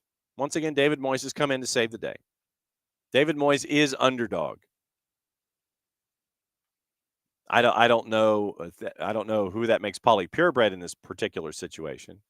Jordan Pickford, maybe. But Manchester United and Spurs are 14th and 15th in the Premier League. And we talk about how things have just gone completely and totally off the rails, whether it's financial, whether it's investments, whether it's looking at the players that you bring in, how it doesn't all fit, and the puzzle pieces are just thrown on the floor. You sit there and you turn the card table over in the den, and you're like, this doesn't work. Then you have to start over, and you realize, oh, maybe the pieces were there after all. Manchester United, 14th. Spurs, 15th. Wolves, West Ham, 16th, 17th. Both 14 points clear with 6 matches to go. So the magic number is 5 for Ipswich. Magic number is 5. Leicester right now is hanging on the edge of the cliff. Literally, the rock has been cut out from underneath them, and they're Wile E. Coyote waiting for that moment in the cartoon where gravity takes hold. The rock has been cut on the edge of the cliff for Leicester. Once again, 6 matches to go. Their magic number is 1. Anything happens if West Ham and Wolves win, and it's a massive goal difference that you'd have to make up. But for all intents and purposes, if Wolves or West Ham win, and Wolves play Manchester United, and West Ham play Southampton, you could have a second relegation this weekend. If Wolves and West Ham win, Leicester goes down. So you could have that this weekend. But the question remained, is Southampton the worst ever promoted team ever in the history of the Premier League? 2, 4, and 26. Russell Martin's ideas did not work. People were screaming at Russell Martin, hey, maybe you should change. Russell Martin was like, nope. Things didn't get better. He got sacked. You brought in Ivan Juric, who lasted 107 days. You got relegated. Juric was out. And now they're trying to figure out who they want to bring in for their new coach for next year when they're back in the championship. They've scored 23 goals in 32 matches. They've given up 77. So that is 2 1/3 per match. They've lost 4 of 5, 1 point in their last 5 matches. Goal difference of -54. Leicester's not that far behind. Sorry, Knicks. 4, 6, and 22. They've given up 72 goals. They've only scored 27. So that's where we are in the Premier League with what happened this past weekend. Eddie Howe looks like Newcastle is making a contingency plan if Eddie Howe is not available to them for the remainder of the season. Because he is being treated for pneumonia, and Jason Tyndall is right now caretaker manager, admitted that there is no time frame for any kind of an Eddie Howe return. Is in the hospital after being treated for pneumonia. So it's going to be Jason Tyndall leading, at least in the midweek. Hasn't spoken to Howe since his admission to hospital late last Friday. Only well enough to exchange brief text messages. Hopes to have a conversation with Eddie Howe in the next couple days. I would imagine, this is Jason Tyndall, I would imagine that in the next couple days, if he's feeling better, there will be dialogue. So Tyndall will be assisted by first-team coach Graham Jones, and they've challenged the group to sit there and continue to make sure that the standard is the same. And David, I think you're probably, David, I could see it is a cursed number instead of a lucky number, or magic number. Yeah, it instead of a magic number, I guess, what's the difference in a magic? What will be the opposite of a magic? It's not when a magic trick goes wrong, instead of a magic number, it is a cursed number. It is a number that is sending you down back to where you came from. So it is. I mean, Southampton's cursed. They're already relegated. They're already out the door. But question, what do you call it? So, okay, this is the QOD. All right, this is what I need everybody to think on. Instead of a magic number, what's the opposite? What is the opposite of a magic number? We all have magic numbers. We know the magic 8 ball. We know this. We know this. What's the different? What's a different one? What's a different one? That's the question. David has posed the QOD. Morning, Lokeville. So let's see. Morning, Lokeville. Morning, Alex. Morning, Michael Valverde. Morning, David. Morning, Rich. And morning, Derek.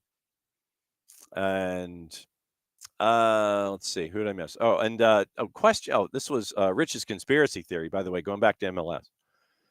Vancouver's success is either a ploy for a new stadium or to drive the team sale price up. Probably the latter. But you're spending well. And I will admit this, in conversations that I have had with Canadian media members, there is a legitimate concern that the Whitecaps will not stay. There is a legitimate concern that the Whitecaps will not stay, and that whomever buys the club will move them out of Vancouver and take them to wherever that new market is. So that is something to keep an eye on as a part of all of this. Keep an eye going forward on the sale of the Vancouver Whitecaps. And we might have to catch up with our friends in Vancouver about this. And I know we'll probably have to catch up with, say, Christian Jack at One Soccer or our buddy James Sharman up in Toronto. But there is a concern about the future of the Whitecaps. And I mean, with what the ownership group did when they picked up the group for a song and a dance, I think it was $50 million. What they've been able to do, and they've looked at things wisely. They have found the right coach. They've found the right recipes multiple times over. They just haven't been able to get past that one marker. The current ownership group has done really well. But then there's just a time where you're tapped out, you got to go. And so keep an eye on the Whitecaps sale, and we'll see what the future is. Definitely we'll see what the future is when it comes to the Vancouver Whitecaps. So that is going to be one of them their stories going forward here, is that you look at it and what's it going to be? What's it going to be when it comes to the Vancouver Whitecaps? Do they stay? But the question is, where would you go? Where would you go if you're the Whitecaps?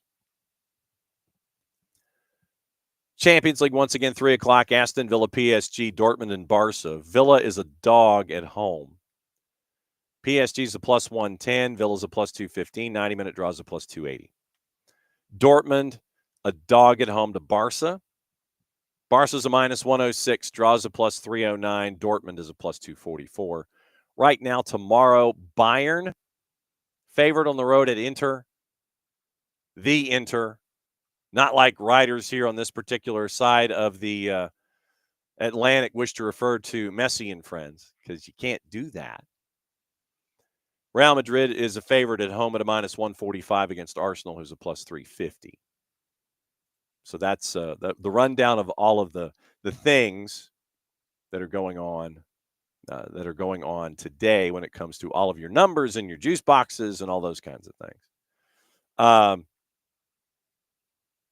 I'm trying to see if there's anything else that is there that is on the board this morning. Let me check. Let me roll through all of the headlines and all of the gossip rumor and innuendo. I know we have to look at some of that. Let's see.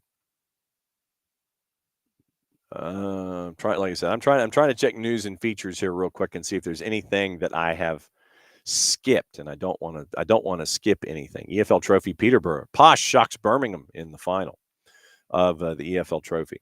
Nothing on that one. Let's see. pneumonia, missing the next 2 matches. But once again, the plan is there. According to the Telegraph, speaking in the Premier League, Andoni Iraola is ready to disappoint Spurs and stay at Bournemouth. With what Andoni Iraola has done at Bournemouth, I mean, there are a lot of folks who could be Manager of the Year in the Premier League. And I know that you're going to look at Arne Slot. I know you're going to do that. But you look at what Iraola has done at Bournemouth. You look at what Nuno has done at Forest. I would give those two just as much credence as you would with all the others. That to me would be. I look off of the. I know this shocks you, but I'll look off the beaten track. And so for me, it would be somebody like Iraola. It would be somebody like Nuno that would be getting those kinds of pundits, those kinds of awards at the end of a year. That to me would be where I would go. Like I said, I'm just wired that way. That's just that would be me first and foremost. Look, I get, and I know that I'm probably sure that Liverpool fans are going to come down. They're going to come down on me hard. But look, the resources that you guys had in comparison, to have something like that, and you do with what Bill Foley has done, and you look at, I'm still waiting for the everybody to come home to roost when it comes to what we're going to see with Nottingham Forest, because my gut tells me with Forest, give it 2 years, and Evangelinas Marinakis might be hanging around with an FFP charge or a PSR charge or both. But just to keep that squared away, I'm thinking that might be. I'm thinking that might happen. That might happen. But there was a moment yesterday, by the way, in the Bournemouth match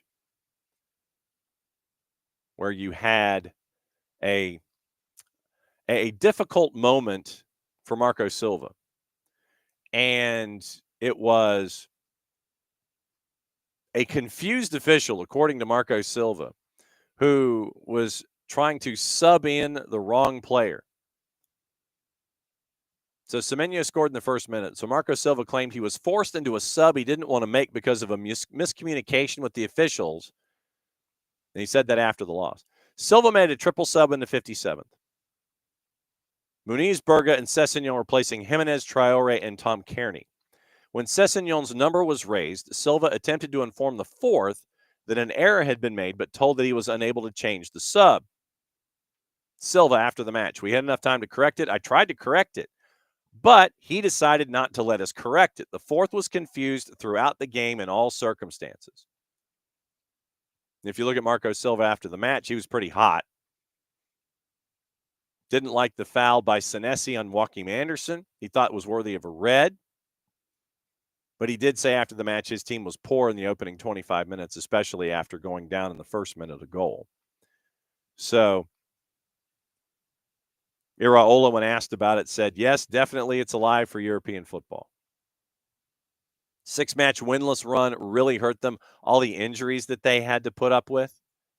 There was the FA Cup match where you ended up with basically everybody you had 7 players who were injured. You had 7 players who were injured in that matchup. And they were all sitting in a booth at the Vitality. Legitimately, they were all sitting in a booth at the Vitality, and it was all the big names. And there was the matchup against Manchester City. And so, understandable why you have that run of form that you did. Martin Ziegler at the time, somebody that you never really want to have a guide, you would never want to have as a byline. And I know this will shock you. Chelsea at the top of the agent spending charts again, fees reaching over £60 million. Outspent every Premier League rival for the second year running, shelled out nearly 3 times more than Liverpool or Arsenal in agents' fees. Agents' fees. £60.4 million going to intermediaries in the Prem, another $622,000 in the WSL. Spent about 3 times as much on agents as Liverpool, who spent 20, Arsenal, who spent 22. But reason for optimism is that it was a drop from $75.1 million that they spent the year before. So 60 down, so 15, so 15 and 15, 7, so it's 20%. So 20% less. Good for you, Chelsea. So Chelsea, net total spend on agents' fees, 60.38. Manchester City second at 52. Manchester United, third again for the second year in a row. Agents' fees for Manchester United, $33 million pounds. You finished third in agents' fees. I imagine that when Sir Jim Ratcliffe and everybody saw that at Ineos, I'm sure that there were a couple of books that were slung across a glass table in a conference room. And I'm fairly certain that Sir Jim Ratcliffe was raging at some point as he was heading over to the coffee machine. The ROI on agents' fees is not applying very well at Manchester United. The rest of your top 10, by the way: Villa, Newcastle, Arsenal, Liverpool, West Ham, Spurs, and Brighton. And then, when you get out of the top 7, say, when you get to under 20 million, it's all kind of in a group. West Ham, Spurs, Brighton, Bournemouth, Brentford, Wolves, Forest only dealing with 13 million in agents' fees, considering that everything that they've invested in, every player they've invested in. Fulham and Palace, that gets you through double digits, and that gets you through the top 16. Leicester, Everton, Southampton, and Ipswich, bottom 4 in agents' fees, and 3 of the bottom 4 in the league. Not necessarily making any kind of a correlation, but anyway, that's where that is. David, Derek is hoping that the city of Vancouver does not lose the Grizz. I mean, it's a great football town. We've seen it in the past. It is a great football town. But the biggest thing is just making sure that you don't overspend your welcome, And Vancouver's done a great job of that. But it makes you wonder, though, with the next ownership group that was to come in, say, if they would be just as locked in, or would they try to sit there and keep up with the Joneses or do whatever? Yes, David. David has a suggestion, but they would need to have their own.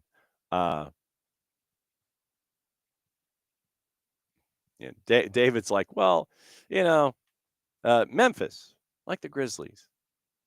The Memphis Whitecaps has a lovely ring to it, like the Utah Jazz. But the thing about Memphis, I mean, David, as a rule, is that it would end up as something akin to you're gonna need your own stadium, and that was part of the demise of Memphis 901. Was that they were trying to find real estate so they could have their own stadium and not play in AutoZone. And the thing is, if you're Major League Soccer, you've already got this going on in New York City. You don't want to play in baseball stadium. I'm hoping that everything stays the way that it stays to make sure that you end up with a solid ownership group that doesn't just want to sit there and either not spend or is above their skis when it comes to ownership. And Shooter's, good morning, Shooter. Good to see you. I figured Shooter might be coming in here at some point this week to talk about the Revs in Atlanta United, and he is doing so in the Twitch pitch, as only Shooter does. It's good to see you, my friend. So, all right. So, gossip, rumor, and innuendo, and then we'll get out of here once again tonight. It is Kennesaw Mountain and Lassiter. Then tomorrow it is Tyler Pilgrim 9:15, Dylan Butler at 10. We're saving 10:30 if there are any cup sets and see if anybody can join us. Then soccer's in session at noon tomorrow, and we're going to visit Morgan County, hopefully visit a couple of other places as well. We're lining up those guests, and that's at noon tomorrow. Yes. No, I'm absolutely true. Yeah, all joking aside, yes, the Memphis Grizzly, the Memphis Whitecaps, yeah, the crossover of everything. David just making clear that everybody knows he hopes Vancouver stays put. Gossip, rumor, and innuendo, and where to look at folks and see what's going on with all of the transfer news. And once again, thanks to everybody who's been dropping by this morning. However you are accessing us, whether it is on YouTube or on Twitch or on the 280 character app. Now, here's what we know, or at least we think we know. According to Sky, Arsenal have asked Bayern Munich about the availability of Kingsley Coman. Eintracht Frankfurt demanding a fee of about 100 million euro for Hugo Ekitike, among interest from Arsenal and Tottenham. That's from Bild. Fishahe is reporting Spurs willing to break their transfer record to pay about £65 million to sign Mateus Cunha. Three-letter paper saying Crystal Palace are interested in a move for Marcus Rashford following his loan spell at Villa. Liverpool and Everton set to battle it out for Sunderland's midfielder Chris Rigg, who is 17. Manchester United unlikely to sell Andre Onana this summer unless they can make a profit on their £47 million outlay. That's according to NBC. I ain't seeing it. However, they've slashed their asking price on Garnacho from more than 50 to less than 40 to try to move him. That's from Tutto Mercato Web. United interested in signing Ajax youngster Abdallah Wazane, who is 16. He's impressed from Morocco at the U17 AFCON. That's from the four-letter paper. Manchester City is going to try to trigger a one-year contract extension for Ilkay Gundogan to keep him another year.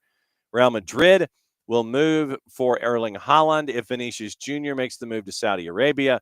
And Barcelona have placed a £78 million valuation on Rafinha, amid reported interest from the Saudi Pro League. That is from Catalunya Radio. So that is your gossip, rumor, and innuendo here this morning. So remember, tonight, 5:30 and 8 on the network, it is Kennesaw Mountain at Lassiter. A late add to our schedule. Going to the Frank for the first time ever in our broadcast history. Matchup late in the year, Kennesaw Mountain, Lassiter, 5:30 and 8 on the network. SoccerDownHere.Mixlr.com and on the Mixlr app. Or you can go to SoccerDownHere.net and you can click the listen tab and you can listen to it that way when either one of our networks, one of our channels, SDH 1 or 2, is up and running. So that's tonight. Tomorrow, Tyler Pilgrim, 9:15, Dylan Butler, 10 o'clock. We're saving 10:30 for cup sets. Then soccer's in session is at noon tomorrow. Once again, we're catching up with Aaron Paul in Morgan County, and hopefully another couple of guests will join us there. Then Thursday, Power Hour. Nino and Nico is there. Thursday, we're at the Moxie Hotel in Midtown for our first Third Thursday event. Please come, be there, be a part of it. Apparently, we have some surprise guests. Also, Jason will be at Southwest Whitfield in Dalton on Thursday to give you that matchup on the network. Friday, Maddie and I, since Jason will be in Philly, and maybe, Rich, you can go say hi. Then since Jason's in Philly on Friday, Maddie and I will be at the Battle for the Troops, Stars Mill and McIntosh. We'll have those matchups for you once again. Friday on the network, SoccerDownHere.Mixlr.com and on the Mixlr app. And hopefully catch up with our friends at Beyond Goals Mentoring at some point on Friday if they're not globetrotting. And we also have the bat signal out for Dave Leno, the voice of the Union. We'll catch up with him and get the intel on the other side of the equation when it comes to Atlanta United and Philadelphia this weekend. That's a show. Thanks for putting up with me and my allergies and my voice, or lack thereof, and the coughing fits. I apologize. I'm not that fast on hitting the cough button. It just needs to be like a little trigger instead of me having to click a mouse, go to a point, hit a button, and then cough. So I apologize if I coughed in your ear. I hope you don't get sick. Once again, here on the SDH Network, SDH AM, 9:05 until 11, whenever, every single Monday through Friday, brought to us by our friends at Kaiser Permanente. And we could not do any of this without Kaiser Permanente and all of our great corporate partners that we have here at SDH. So for everybody here at SDH, I'm just John. Thanks for dropping by. Mucho Platiel, play it safe. And since it's the end of the show, means I get to do this. See you at 9:05 in the morning for the morning show. See you at 5:30, I think. It's either 5:30 or 6 from the Frank. But tonight on the network, anyway, Kennesaw Mountain and Lassiter. Follow along on social media and join us there tonight. Bye.